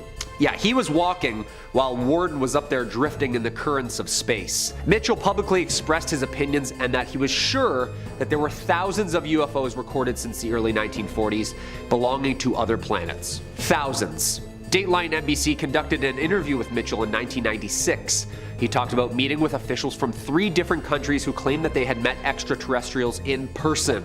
Quote, "The evidence for alien contact was very strong and classified by governments, who were covering up visitations and existence of alien bodies in places such as Roswell, New Mexico." Mitchell's book, The Way of the Explorer, discusses his journey. In 2004, he told the St. Petersburg Times that the US government was studying alien bodies and that this group had specifically stopped briefing US presidents since the 1960s. He said, quote, "We all know that UFOs are real. Now, the question is, where do they come from?"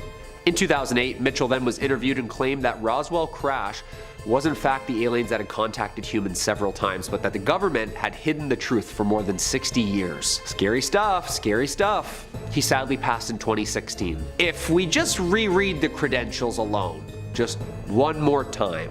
Number 2, James McDivitt. James Alton McDivitt is an American test pilot, Air Force pilot, engineer, and NASA astronaut who flew in both the Gemini and Apollo programs. After graduating first in his class with a Bachelor of Science degree in Aeronautical Engineering, he qualified as a test pilot at the Air Force. In 1962, McDivitt was selected by NASA for the Gemini 4 mission. In 1965, he saw, filmed, and photographed an object which approached the Gemini 4 as they were orbiting Earth. Over Hawaii, a craft of some sort. The UFO had a long arm sticking out of it. Here's what Major James McDivitt said. "I was flying with Ed White. He was sleeping at the time, so I don't have anybody to verify this story, but we were drifting in space when suddenly an object appeared in the window. It's a cylindrical object, white. It had a long arm that stuck out of the side. The film was sent back to NASA and reviewed by some NASA film technicians. One of them selected what he thought was what they were talking about, at least before I had the chance to review it. And it was not the picture. It was a picture of a sun reflection on the window. So what were the pictures that he was talking about? In 1975, McDivitt said, "I never made a big deal out of it. It was something I definitely couldn't identify. It looked like a beer can with a pencil sticking out of it. Yeah, I would eventually give up on that too if those were my credentials and people were like, yeah, right, James." When somebody has like 25 years of designing and flying space shuttles around, when they say, "Hey guys, I'm seeing something up here," it's not like, "Oh, James, clean those old specs, would you? Yuck, yuck." Houston, we have a problem.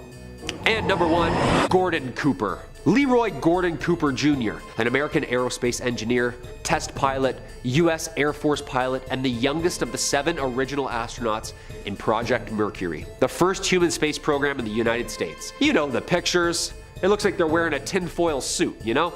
Old school, old school. After service as a fighter pilot in World War II, he qualified as a test pilot in 1956 and then was selected as an astronaut in 1959. In 1963, Cooper piloted the longest and last Mercury spaceflight, Mercury Atlas 9. 34 hours in space. The first American to spend an entire day in space, the first person to sleep in space, and the last American launched on a solo orbit mission. In Cooper's autobiography, Leap of Faith, co-authored by Bruce Henderson, he recounted his experiences with the Air Force and NASA and an alleged UFO conspiracy. Cooper claimed to have seen his first UFO while flying over Germany, then saw them land in a dry lake bed. Cooper claimed up until his death that the US was indeed covering up UFOs. He said that there were hundreds of reports made by his fellow pilots, many coming from the military pilots on radar. In his memoirs, Cooper wrote that he had seen unexplained aircrafts tons in his career, and that in 1978 he actually testified before the United Nations on the topic. He sadly passed in 2004. He was such a strong advocate for disclosure, and all of these astronauts are remembered as putting their neck and name out on the line for some truth. I'm just gonna call this first sighting or series of sightings February 2023. February was quite a month for unidentified flying objects, and I wanted to start this list off with these sightings because of how recent they are. They may not be as definitive or weird as some of the other sightings on this list, but these were pretty high profile stories, and it's always far more interesting when the government is involved in these things. Just adds another layer of credibility to it. Not that the government doesn't lie or withhold information about things, I think we all know that that happens, but the fact that it's being reported on so heavily means it's pretty big news. So the story here is that several mysterious high altitude objects were shot down in February of 2023 over various airspaces. We had objects being spotted in Canada, United States, Latin America, China, Eastern Europe. It started when several unidentified objects were shot down over Alaska, the Yukon, and Lake Huron. The general of NORAD, Glenn D. Van Herk, made a statement saying the objects could be benign, but it wasn't 100% sure. When asked if they could be of alien origin, though, that's the question we're all digging to ask, he said he just wasn't ruling anything out. I'm just interested by this. It really seems like the government and military agencies are starting to become more open to the idea of extraterrestrial life, or maybe some of them already are fully aware of their presence. Either way though, it seems like it's being discussed more. It's not being written off as nonsense like it has been in the past. So just that aspect alone is interesting to me. Now, here's another interesting thing about these cases. There were recovery attempts made, to find these objects that had plummeted towards the Earth. Unfortunately, they all landed in areas that aren't all that accessible, so it made for a pretty difficult recovery process, and the missions were pretty soon abandoned. Now, that's what they say, but what if the government actually did recover something that they just aren't ready or even willing to show us? Could be the case. You never know. Next up, we have the Oumuamua Oumuamua. That's a hard word to say. I'm gonna try not to say it too many times on here. Old news with this one, right? It's that weird cylindrical object that was spotted flying through space. It's definitely been talked about plenty of times, including on this channel, I'm sure, but it's a recent article dated March 7th of this year that I'm referring to here. So, like I said before, I think when the government, military, or academics get involved with UFO type stories, it just makes it far more interesting to me. Not that I'd totally disregard some farmer in Ohio saying he was probed by a little gray, bug-eyed alien, but I don't know, people like attention sometimes. And a recent article written by Sean Kirkpatrick, head of the Pentagon's AARO, or All Domain Anomaly Resolution Office, which specializes in unidentified flying objects, and a Harvard professor named Avi Loeb, they discussed the possibility that objects such as Oumuamua, spotted back in 2017, could be of alien origin. So pretty exciting. I mean, these are two learned, intelligent people writing an official document theorizing the possibility of alien life. I mean, that's just cool. The article does say, however, that the objects, like the Oumuamua, could be, quote, a parent craft that releases many small probes during its close passage to Earth. So probes observing Earth could be good or bad or neutral, depending on whether you're a glass half empty or half full type person. Now, they didn't just discuss that object, they were looking at a variety of unidentified objects or probes, and they wanted to speculate that these crafts could potentially power their batteries from starlights, and that maybe Earth's water could be fuel. It's pretty wild stuff, and yes, a lot of it is speculative, but the fact that a highly respected scientist that spent 20 years studying physics is proposing these ideas, pretty fascinating. Something I also want to mention about people who are just very skeptical about aliens even showing any interest at all in Earth. You'll hear them say stuff like, well, extraterrestrial beings with all this advanced technology, they just wouldn't be interested in anything we're doing. It'd be like, God observing ants or something. And who's to say, first of all, that God doesn't like observing ants? And, even if that is the case, I mean, like, how can you really know that for sure? How on earth could we possibly know what beings from another planet are interested in? We don't know what kind of hobbies they have. It's also kind of counters their other argument, because it's like, yeah, spacefaring extraterrestrials would be leagues ahead of us in terms of intelligence, but I know what they're thinking. I know what they like. Just doesn't make any sense. The Texas Zoo creature. So we take a look at a lot of UFOs on this channel, so I thought I'd change it up a bit and take a look at a bizarre looking creature instead. This picture was taken just 1 year ago, back in May of 2022. It was taken by a security camera at a zoo in Amarillo, Texas at around 1:30 a.m. A bizarre figure was spotted on a security camera, and before you say it's just a lion on its hind legs, which would also be pretty freaky, mind you, this figure was outside of the zoo, so it's not one of the animals unless one of them escaped. Now, why am I putting this on an alien list? A lot of people think it looks like a werewolf or Sonic the Hedgehog or something, but I don't know. To me, it looks pretty alien. Look at the elongated back part of the head. It almost looks like a xenomorph from Alien or something. Plus, I find the presence of alien life to be far, far more likely than werewolves or other kinds of fantasy-based creatures like that. I mean, like, who knows, but there's a lot of unexplored space out there and a lot of explored space here on Earth. I think we'd have spotted a werewolf by now if they existed. There's also a big chance that this could just be a trick of the camera. Security footage can be kinda janky sometimes, or perhaps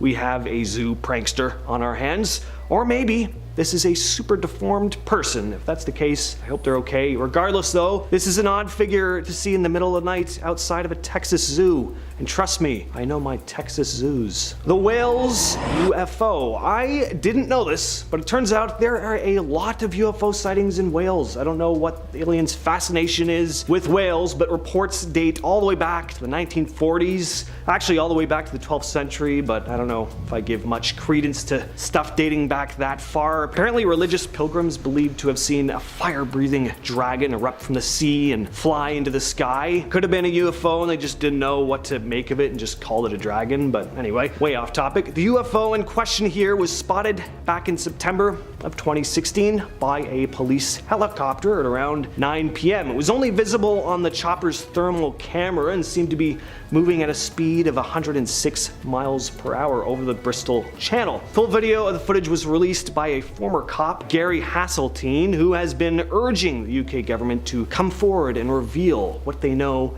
about UFOs. What's also interesting about this one is that the object was moving against the wind, so it is or was being operated one way or another. It's not like it was some object caught up in a wind current or something. Police also stated years after the event that it could have possibly been a drone, but they were struggling to keep up with it, so it'd have to be a pretty fast one. There are drones that reach that 100-mile-per-hour speed, but they're pretty high-end. Your common drones clock in at around 45 to 70 miles per hour, so again, who knows, but it's possible. And coming in at our number 1 spot, we have aliens in Bolivia. I wanted to finish off with this one because we have reports of both your typical UFO sighting and reports of actual aliens being spotted here, so we're getting some real bang for your buck with this one. The story just happened back in March of this year, and it all started when residents of a small village in the La Paz area of Bolivia claimed to have spotted a mysterious green light in the sky. A bunch of people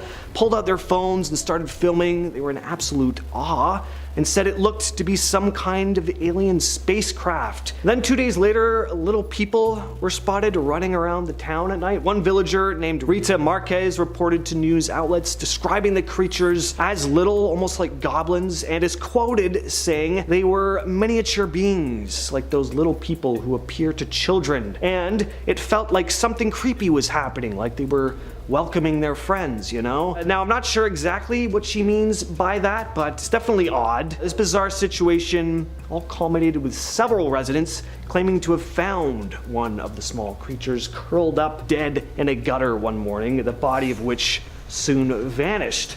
So we clearly have a lot going on here. Weird lights in the sky, possibly even an aircraft spotted, little beings running around the streets at night, a dead one, unfortunately. It's all pretty weird, and sure, it's possible it's just a hoax or even maybe mass hysteria, but there's also a good chance that it isn't. I love stories like this where there are multiple witnesses. Again, it adds another layer of credibility to the whole thing because obviously it's a lot harder to organize a hoax and get multiple people involved. People talk, you know, they let secrets out. Another interesting thing about this one is that authorities did get involved and told the villagers to kind of stay hushed about the whole incident, so maybe they just thought everyone was nuts and didn't want to spread misinformation, but perhaps there is something going on here that they need to cover up for one reason or another. Either way though, something happened. Are they among us?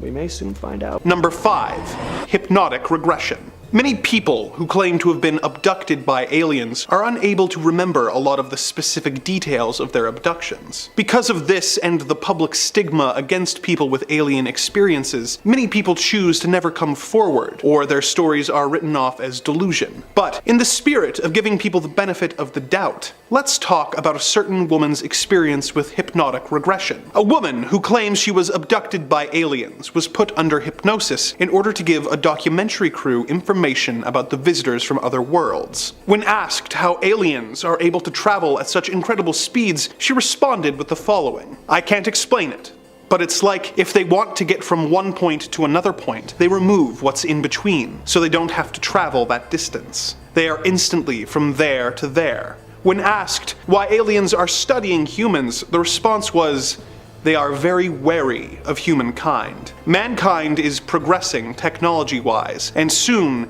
he's going to come across technology that will allow him to peel back the layers of dimensions. And they want to know all about man for their own benefit. Man's warlike, aggressive, an animal. He's in possession of technology that is more than he is. There's no balance. And they're very wary that he's now on the threshold of many breakthroughs, one of which is peeling back dimensions. It's like an onion skin. You peel back one layer, and there's another one underneath, and another one underneath, and another one underneath. The same with dimensions. They're scared. Do aliens really study humanity out of a fear of what we will do once we discover interdimensional travel? And if so, how do they feel about all the UFOs we have apparently shot down? What do species historically do with groups that they are afraid of? What fate awaits the human race at the hands of these interplanetary visitors? Number 4. Sam the Sandown Clown.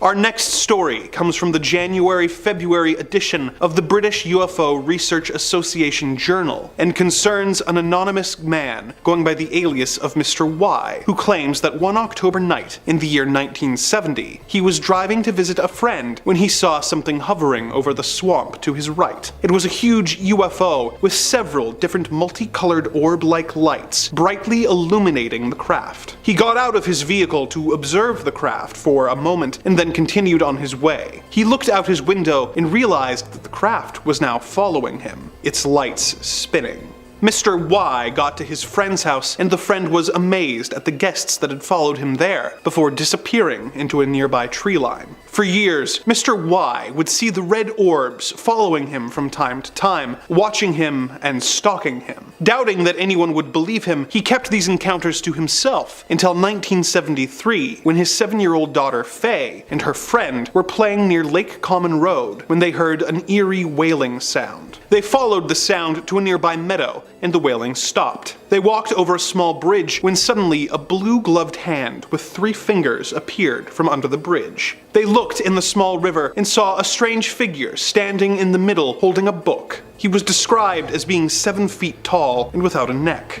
He was wearing an odd and tattered costume consisting of a green tunic with a red collar, white pants, and a pointed hat with a black ball on top and 2 antennae. He had a pale white face, lips that never moved, red hair, and triangle holes for eyes. The children watched in shock as the figure hobbled over to a strange metal hut. Not long after, they saw the figure again as he wailed, and then spoke into a microphone asking if they were still there. He then communicated by writing in his book, saying that his name was Sam. They asked if he was a man, and he said no. They asked if he was a ghost, and he said, well, not really, but in a way I am.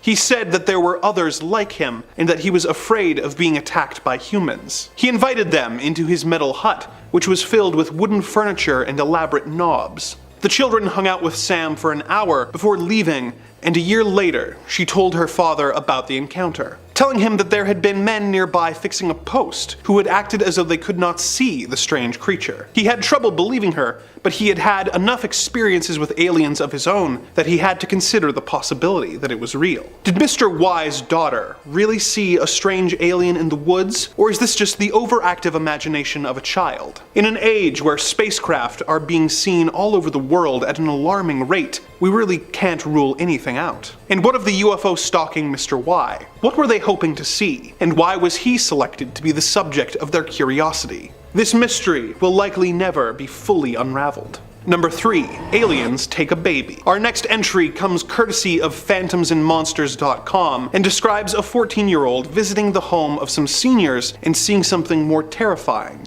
than they could possibly imagine. As they themselves told it, I witnessed an alien abduction back in 2002 when I was 14. A friend of mine wanted me to help her grandparents set up their computer. I said sure and rode my bicycle to their house. I got there and clouds appeared, so I decided to make this a pretty quick visit. I set up the computer and installed some software for them, showing them all how it works and such. They go back and sit on the couch while I get my backpack to get ready to leave, as their other granddaughter, who is about 6 years old, was sleeping in the other room. All of a sudden, a cold breeze went through the room. It was odd, as all the doors and windows were shut. The grandparents looked towards the kitchen, and what I saw made me freeze in place. There were 3 creatures standing in the kitchen. 2 of them were short, gray alien creatures, with thicker necks than usually described, with the eyes closer to the sides of their heads. They wore silver jumpsuits. In between them was a taller creature that looked like a humanoid mantis, wearing a black robe with a yellow stripe going down the middle. They walked to another room, and a minute later returned with the robed creature carrying the granddaughter in its arms. It's looking at me, and I get the feeling it knows who I am. I don't know why I got the feeling, but I did. I was very scared. The grandparents were looking at them too, but not doing anything. I thought, screw this, and fought off all the fear I could and clumsily charged towards them. I didn't even make 3 steps before the grandfather stopped me and told me they will bring her back. The creatures didn't move and continued to look at me. I couldn't get any more words out of my throat because I didn't even know what to think at this point. All of a sudden, a light stretched around them and they vanished. An odd glow remained for a few seconds before fading. After a minute of awkward silence and the grandfather repeating, "She will be brought back," soon I decided to leave. I rode my bicycle home as fast as I could while looking back, hoping that nothing was following me. I didn't sleep that night after I got home. The next day, I told my friend what had happened, and she told me it has happened before. The grandparents and other family members have tried to stop it, but to no avail. They just accepted it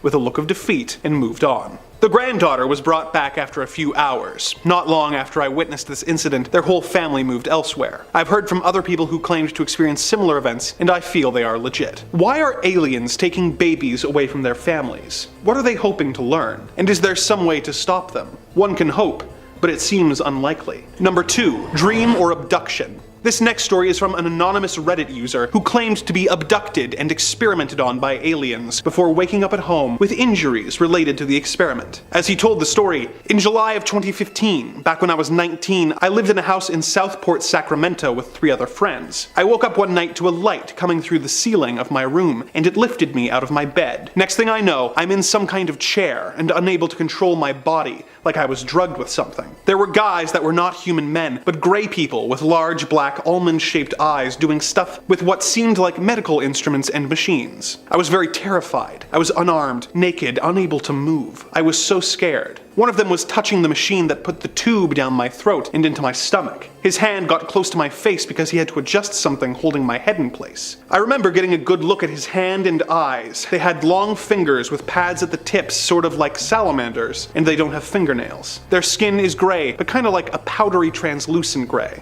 They had large heads with small necks, so small and thin it didn't make sense. Their arms and fingers were long and skinny too. I was in the chair with my head and jaw held by something so I didn't see their feet. I'd say the tallest probably stood about the height of my lowest rib, and for reference, I'm 5'10". The tube machine sucked out the food I ate earlier that day, and then was pulled out of me. I don't remember how I got there, but then I remembered being in a cage made of some kind of metal that reminded me of aluminum. In a room with curved walls. In front of me was a man who looked a lot like a human, talking to a gray person on a window that lit up a screen like a hologram. The man was tall and looked like a human, except that his skin was very white and his hair was blonde and platinum. He spoke with a gray person on the holo screen in a language I didn't understand. He wore a blue flight uniform of some kind. This man was obviously military of some sort, judging by his uniform. The gray person spoke in a language that sounded like birds chirping. Once the call was over, the holo screen turned into a different display with symbols, and the man turned and walked to me. He crouched down and spoke to me in plain English and said to me, "Everything's gonna be fine. I'm going to get you out of here and take you home." I was so happy to hear that. He opened the cage, and next thing I know, I fell on top of my bed with my back hitting the mattress first. I immediately got out of bed right after I fell. Was this a real alien abduction or simply a horrible nightmare? Typically, I would think it was merely a bad dream, but the user describes extreme pain in his throat for days afterwards from the tube being forced into him. What was the source of this pain if it was simply a dream? Truly a strange encounter to contemplate. Number 1. The alien and the bassinet. Our final story is another from phantomsandmonsters.com about a woman who was asleep in bed next to her baby's bassinet before waking up and seeing something that would make any mother panic. The following is an excerpt from her account. "I turned over on my side, facing the bassinet, and noticed a bright light coming in between the window blinds. I thought out loud, is it morning already? The light was coming in between the blinds and it was so bright, but the rest of the room was dark. There was also a bright light on the wall next to the window, and I looked up to see where the light was coming from. To my horror, just above the bassinet was an alien's gray face. It was just the head, no upper body, legs, or arms. The head was dark in color, very round, ending in a pointed chin, and there was a small slit for a mouth. The nostrils were small, but the eyes were large and almond-shaped and very shiny black. It had some sort of glass lamp on the top of its head. The light on the wall was projected from the lamp. Then I noticed that the being was looking down at my baby daughter. Oh my god, I couldn't speak. My heart started pounding so hard that I started trembling uncontrollably. It saw me and realized I was looking at it. The being moved towards me and I started screaming and swinging my arms. I remember that I screamed out loud for it to leave. It floated from its original position above the bassinet to just above my face. I remember seeing this light blue fog build up in front of my face, and then in a dreamlike manner, I heard a cooing sound similar to mourning doves. I had the feeling that whoever was talking to me was stern and was telling me that it was for our own good. The woman then describes waking up with a sore spot on her head and the alien being gone without a trace. She insists it was not a dream and that she really saw an alien creature that she believes will one day return. For her sake, let us hope it was simply a dream. Number 5. The Roswell Autopsy. Perhaps one of the most famous pieces of lost alien footage is the infamous Roswell Autopsy tape. Maybe you've heard of it. If you're a UFO enthusiast like me, no doubt it's come up before at some point. Roswell was kind of the birthplace of UFO mania, where a lot of the first conspiracy theories and a lot of the public ideas we have about aliens really stem from. If you don't know somehow, the story goes that an alien craft crash landed in Roswell, New Mexico, where it was swiftly apprehended by shadowy government agents looking to pull a curtain over the whole thing. Reverse engineered, studied, down to the pilot of the craft, recovered by FBI scientists. Almost immediately after, hushed whispers and rumors of a recorded alien autopsy set conspiracists and enthusiasts' mind ablaze in equal measures. Recorded footage of an alien body being dissected would be undeniable proof with world-shattering consequences, and would probably make for some pretty good ratings. Well, the Fox network would agree with you, because in 1995, the footage was broadcasted on Fox, presented by legendary thespian and #1 guy to trust in regards to human-alien relations, one Jonathan Frakes. The film broadcast was not the true footage of the autopsy, but rather a high-budget recreation to show for a wider public audience what had happened. The director claims he had seen the original footage from the 1947 autopsy, but couldn't release it. He claims that he spliced shots from the original footage into the faked footage to provide some clarity, but didn't tell us what was real and what wasn't. And he insists that the video wasn't faked, but rather a reconstruction for educational purposes. Now, despite only being a reenactment, the special effects of the footage are remarkable. It does look pretty believable. It was helmed by industry legend Stan Winston, the special effects warlock responsible for bringing the Predator and the aliens alike. The alien body in the footage was filled with sheep guts, chicken entrails, pig knuckles, and raspberry jam to create the illusion of an alien filled to bursting with foreign organs, and probably tasted halfway decent with a little bit of soy sauce. So was the footage ever actually real, or was it all just cooked up to sweep up viewers on a dwindling TV season? The director maintains always that what he saw was real, he just wasn't allowed to show it, and did his best to show us what happened. There's an interesting discussion to be had there, I think. Was he just showing how easy it is to fraud something, manipulate people into believing whatever they see? Who's to say if the true footage ever did come out, we would even believe it? We would probably just dismiss it the exact same way. But if you want to see way more scary footage, real or not, dismissible or provable, we have got loads and loads of that for you to enjoy. So click through, stay a while, and get scared all night long with Top 5 Scary. I'll be here the whole night and in this building. Number 4, Edgar Mitchell. The thing about most alien sightings is that they don't always come from the most reputable of sources. You know, it's usually a random internet post, maybe a blurry shot from an iPhone kind of thing, posted on Reddit with a caption like, "What is this?" Or, you know, it's somebody who was walking home late at night and saw some lights in the sky and didn't know it was a plane. And while I think we should respect the voice of the people and the common man, it'd be nice if we got someone with a little bit of clout to their name. Well, luckily we've got more than a few astronauts who've seen bizarre things up there and are willing to share their stories. Edgar Mitchell is one such man. He stood on the face of the moon before, he helped save the Apollo 14 mission from becoming a disaster, he's the 6th man to ever walk on the moon, and he is a lifelong defender and believer in aliens and UFOs. Mitchell claims that he's seen things that prove existence of life outside the planet. First and foremost, he is a firm believer of the Roswell conspiracy, and he insists that all those stories are true and that the military has been hiding the truth behind what happened at Roswell for decades, adding on to say that it was buried, and the military propagated a covert movement to discredit everything that had happened at Roswell, to deter people from taking any news about UFOs and flying saucers seriously, dismissing it forever as tinfoil hat stuff. Mitchell claims that NASA believes the public wouldn't be able to handle the truth. Come on, we're ready. We're ready, we're all ready, we're big enough now to know the truth. It's like the Tooth Fairy, we're grown up, we know where the quarters are coming from, just tell us. And Edgar Mitchell's been trying to just tell us. In 2004, Edgar Mitchell told a Floridan newspaper that he knew there was a secret cabal inside the American government that took in and studied alien corpses, and that after JFK was removed from office, the group did not answer to the president and didn't include the commander-in-chief in their briefings. He was quoted saying, "They all know that UFOs are real. The question is where they are coming from." A shadowy organization existing outside the president's control with insider knowledge on aliens and trying to suppress the public. Did Mr. Mitchell just casually confirm the Men in Black are real? Now, NASA themselves obviously denied all of Mitchell's statements, but obviously they would. What government is going to throw their hands up and admit that they have been slicing up alien bodies on the side? Number 3, the first flying saucer. Now, while the Roswell, New Mexico incident was the UFO sighting that really shot alien sightings into the mainstream public consciousness and kind of defined what alien sightings look like, you know, the idea of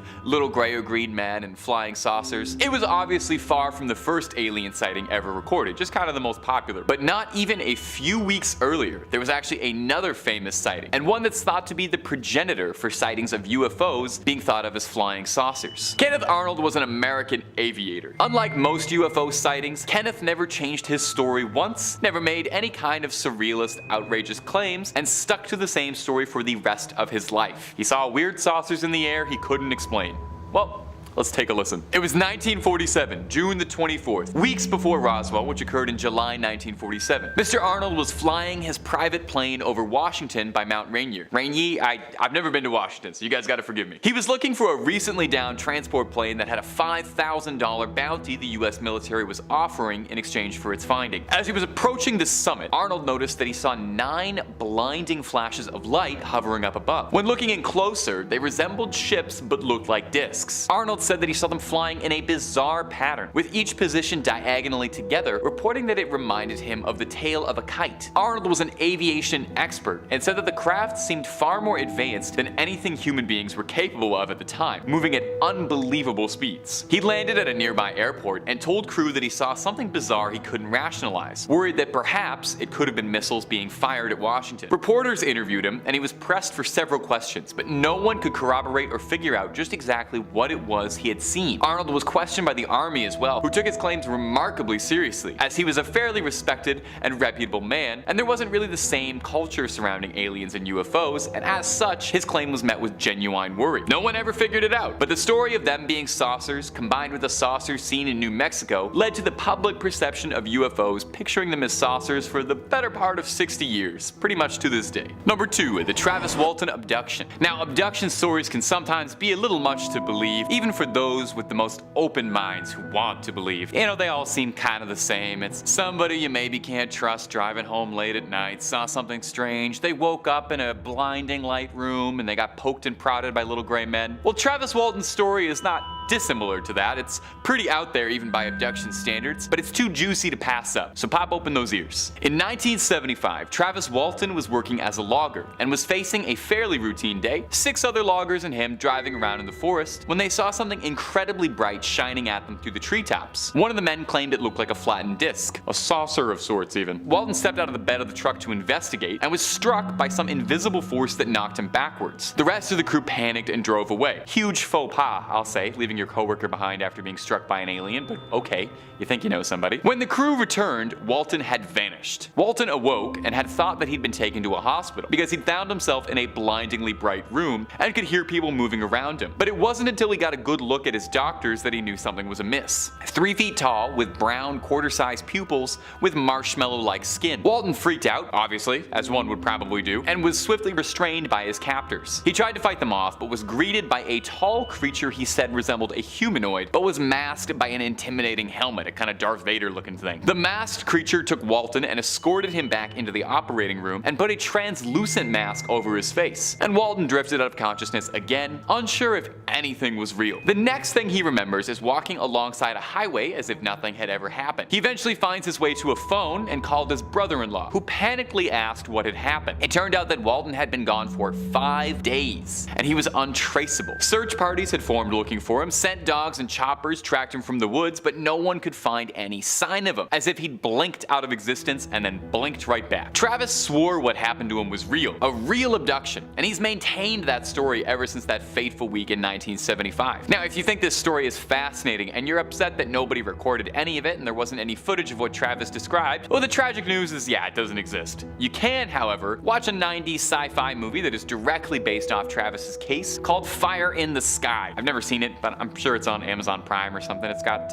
Robert Patrick from Terminator 2. He's in it. He's a good actor. Yeah, check it out. And number 1, the Rendlesham Forest Incident. The incident and conspiracy at Roswell, New Mexico is one of the most famous events in UFO culture. This incident is considered England's Roswell, the Rendlesham Forest Incident. Few other alien sightings can boast this many government witnesses, memos, and strange proof. Let's paint the scene. It was December 26, 1980. Oh, nice and festive and Christmas themed. Surrounding Rendlesham Forest in Suffolk, England was a series of Air Force bases and US Army personnel. 2 of these stationed officers were John Burroughs and Jim Peniston. On this fateful night, the 2 of them were concerned by shining bright lights that were seen flying above the base, worrying that it could perhaps have been a threat or a spy plane scouting out their location. Burroughs said that he thought the lights looked like a beacon summoning people over, and over 40 people on the base all agreed, reporting seeing the lights and sharing their concern. So the 2 men were sent over to Rendlesham Forest to investigate. In their official document, the 2 men claimed that they had seen a strange, shining, triangular object that was pulsing with colored lights. Neither of the men recognized it as an aircraft from any military across the globe. The craft had seemed far too advanced for anything of this world. Black and made out of a smooth, opaque glass. It didn't appear to have any wings or landing gear or even really any methods of propulsion or exhaust. The men describe it as covered in hieroglyphic-like symbols etched onto the hull of the vessel all over. Neither of the men could identify the glyphs as anything they'd seen before. Duh, it's alien stuff. As the craft touched down, nearby animals were being driven into a frenzy, and the airmen's equipment started malfunctioning, communications equipment cutting out. The 2 personnel could no longer call back to the base. Now, not even 2 days later, the Rendlesham UFO was spotted again. 2 days later, the same strange lights were seen hovering above the bases surrounding Rendlesham. This time, the crews came significantly more prepared, waiting and ready for the UFO to make contact. The patrol group had found depressions in the ground, and their Geiger counters started blowing up with noise. And the group had known that they'd come across where the UFO had been. And then, right on time, the patrol saw the same craft flying above overhead, disappearing into the night. Years passed, and we're still no closer to understanding just what occurred at those faithful sightings. And we may never know. Starting off this list in our number 5 spot, we have Project Grudge Report 13. Okay, so I've read quite a few different UFO sighting stories and stories of alleged alien abductions, and this is fully one of the most terrifying that I have ever heard of. So basically, the story starts off in March of 1956 when Air Force Sergeant Jonathan P. Lovett was assisting Major William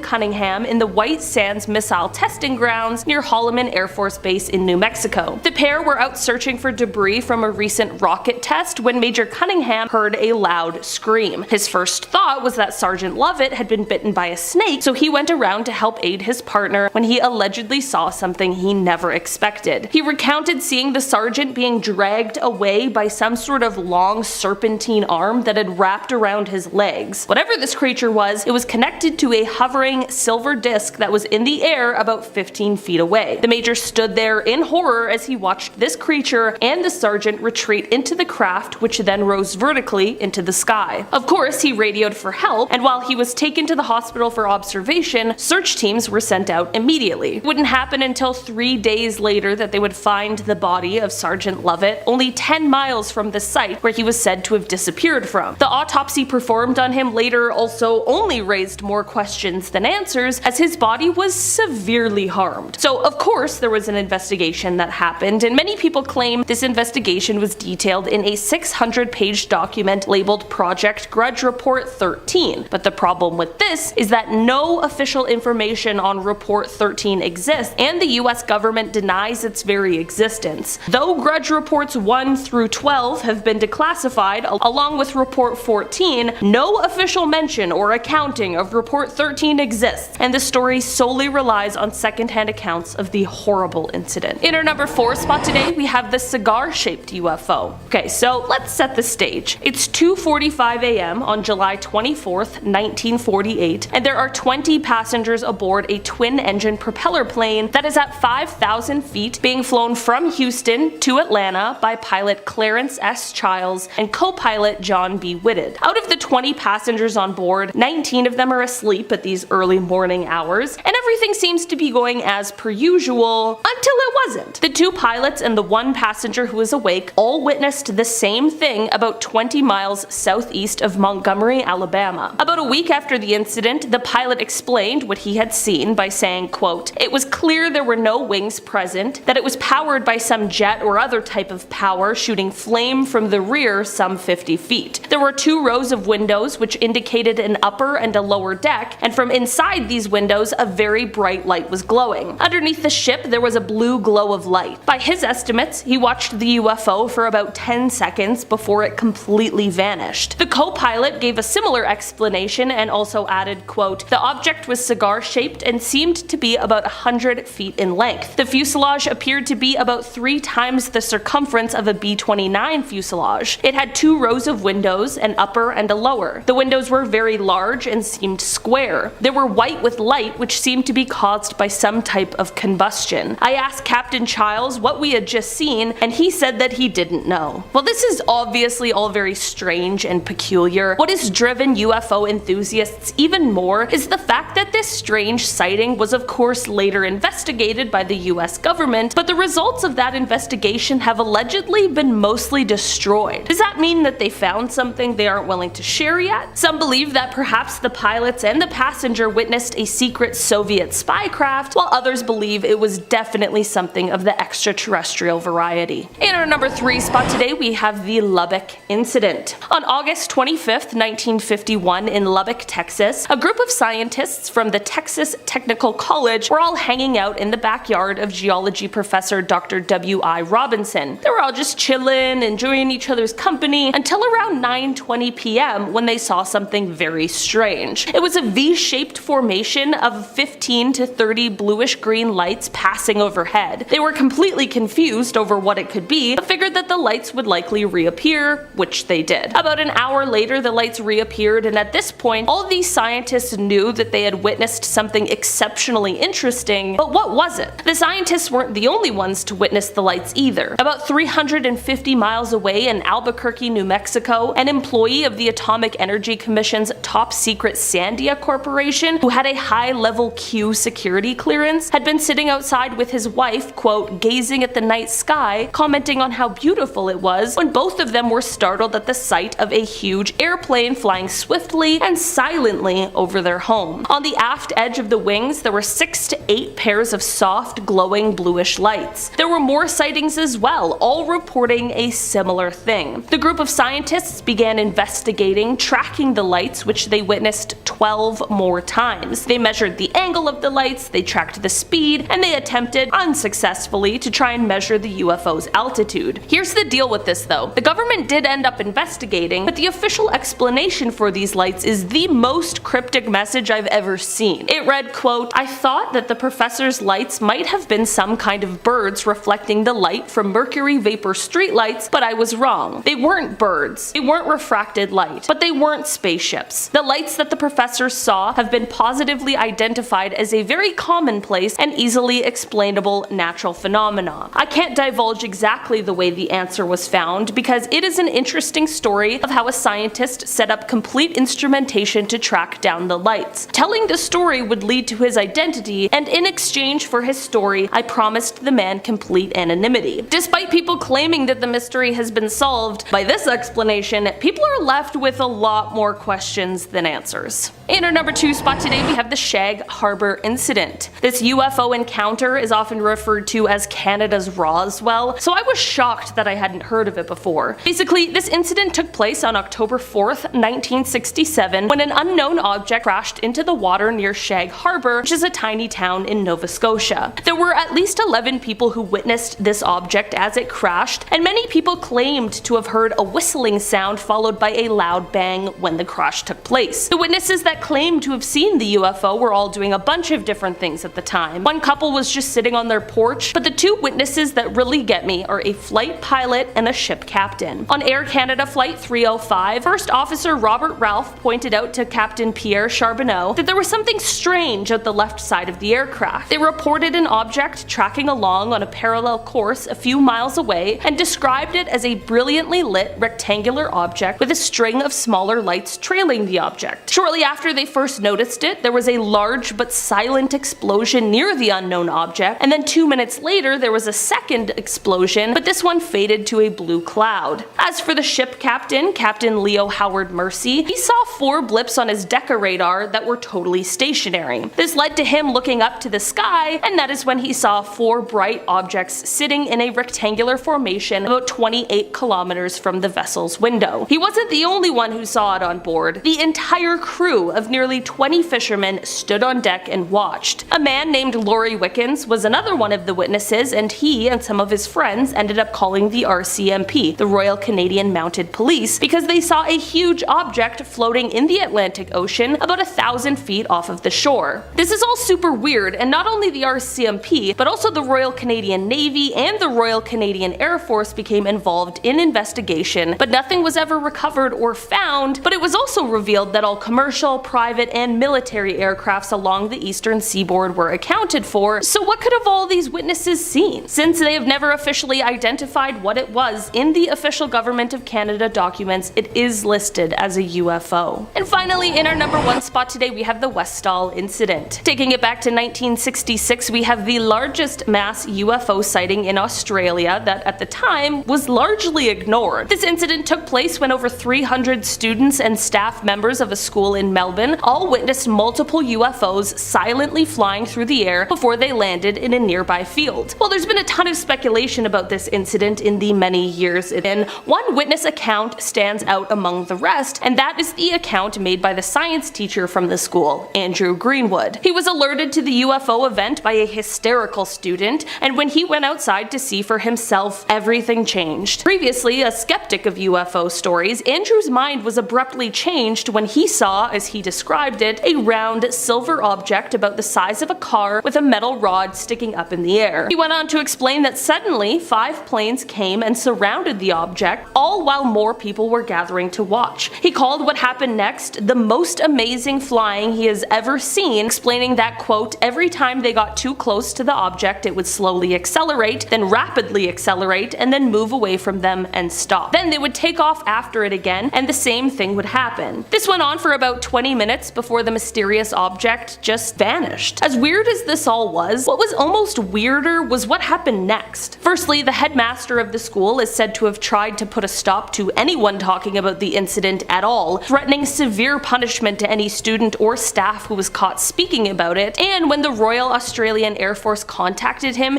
he refused to talk to them at all about it. There have also been stories of witnesses getting visits from people warning them not to speak of the incident. Andrew explained, quote, when he asked the physical education teacher to describe what she had seen herself so that he could compare it with his own observation, she just wouldn't say anything. Another witness who did talk to Andrew and described what she had seen in great detail, just 30 minutes later refused to speak to him and wouldn't say a word. Was this because of the threats from the headmaster, or was something else going on here? This is definitely one strange UFO story that leaves behind a lot of questions. Starting at number 5 is the abduction of Frederick Valentik. It all began on the evening of October 21st, 1978. The 20-year-old Australian pilot took off from Moorabbin Airport in Melbourne, embarking on a routine flight in a single-engined Cessna 182L, a plane he's flown countless times in the past. Frederick departed for a training flight to King Island over the Bass Strait between the Australian mainland and Tasmania. However, what began as an ordinary flight soon turned into a bone-chilling encounter with the unknown. As Valentik flew over the Bass Strait,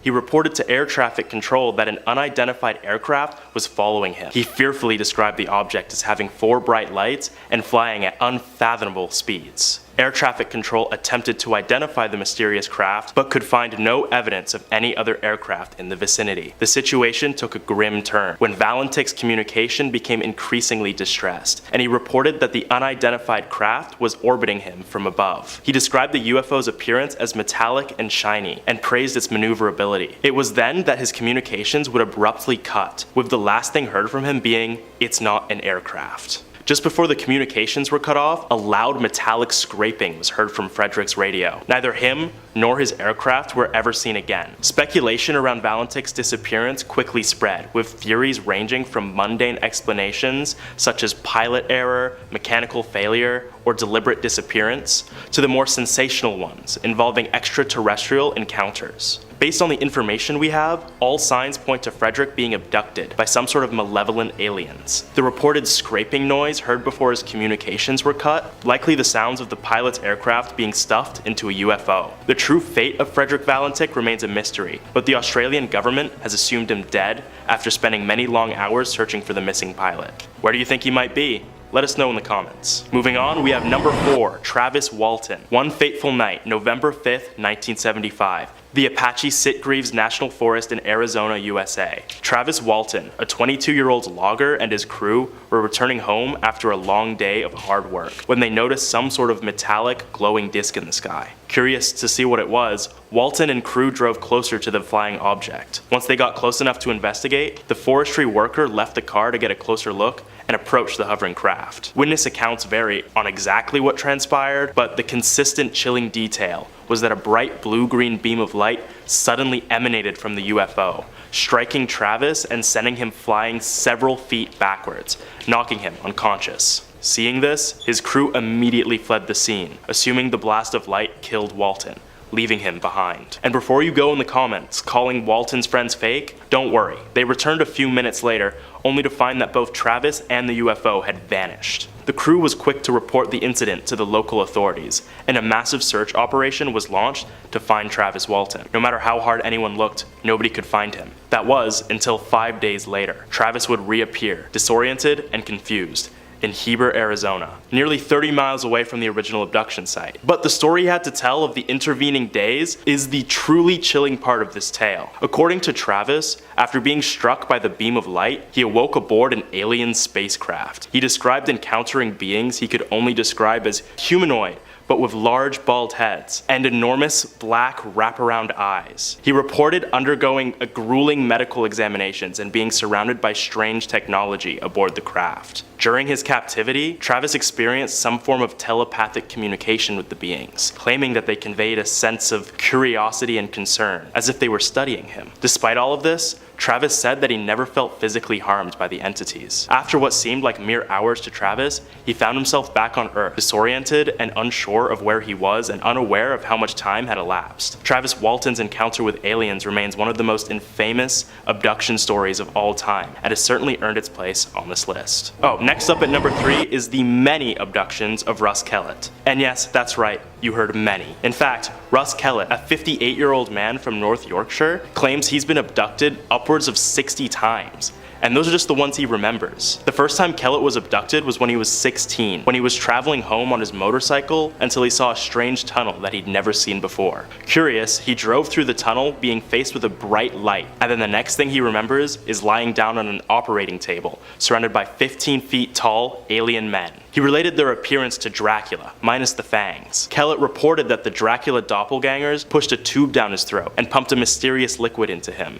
He claims made him a super soldier. He recalls checkered rooms and special glass orbs used to control the navigation of spaceships, and has made several sketches of the parts of his abductions he remembers. Ever since that first abduction, Russ would battle in a multitude of intergalactic wars and conflicts, so he claims, having fought all sorts of different aliens, such as one race of aliens called the Dragos, which are tall and scaly and have dragon-like heads. After the aliens are satisfied with his work, they wipe his memory and send him back to Earth. These missions would vary in length, between lasting for days to lasting for years. However, from the perspective of us on Earth, he is only gone for hours at a time. His explanation for this was that time moves differently on the planets he's sent to fight on, where a day on one planet could be mere seconds on Earth. Skeptics were quick to dismiss Russ's accounts of his second life as an alien super soldier, but he claims he has proof. Last year, Russ was able to capture footage of what he says are several UFOs, the same ones that have been abducting him and taking him to the corners of space to fight space wars. Whether or not his outlandish story is true is for you to decide, but me personally, I'm not signing up to be drafted for any intergalactic wars. Moving on to number 2 is the most iconic abduction story of all time, the Barney and Betty Hill incident. The Barney and Betty Hill incident which occurred on the evening of September 19, 1961, is one of the earliest and most influential cases of alien abduction in UFO history. The Hills, a married couple from New Hampshire, were driving home from a vacation in Canada. As they drove through the White Mountains of New Hampshire, Barney noticed a bright light in the sky that appeared to be following the couple everywhere they went. Out of concern, Barney pulled over to get a better look of the object through binoculars, and to their astonishment, they saw what appeared to be a disc-shaped craft with multicolored lights hovering in the sky.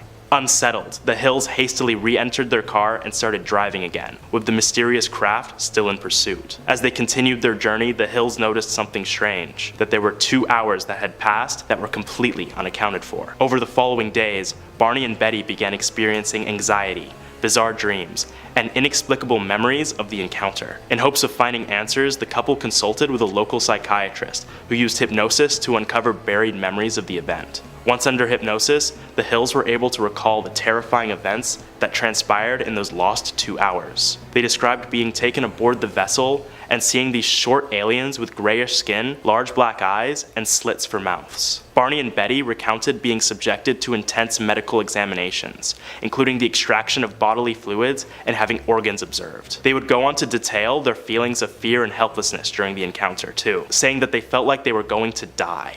A great reminder of why we use anesthesia before performing surgeries, guys. After the media picked up their story, the Hills' lives changed dramatically. They faced both support and skepticism from the public, and their story ignited a broader fascination with UFOs and extraterrestrial life worldwide. Despite the enduring controversy surrounding their account, the Hills remained steadfast in their belief that they had indeed encountered beings from another world. Until their passing, they maintained their version of events, and their story has become a touchstone for anyone interested in investigating UFO abductions. What do you guys think? The story is just a hoax, or has it got some credibility? Comment below your thoughts and let me know. Finishing off at number 1 is the Berkshire County incident on the night of September 1st, 1969 in Berkshire County, Massachusetts. Multiple witnesses reported a series of UFO sightings and encounters. Residents all over the town recount seeing a UFO flying above and around Berkshire County, with statements remaining consistent with one another, making this one of the most plausible UFO abduction stories of all time. The most significant incident relating to this UFO involved 2 separate families who claim to have experienced a close encounter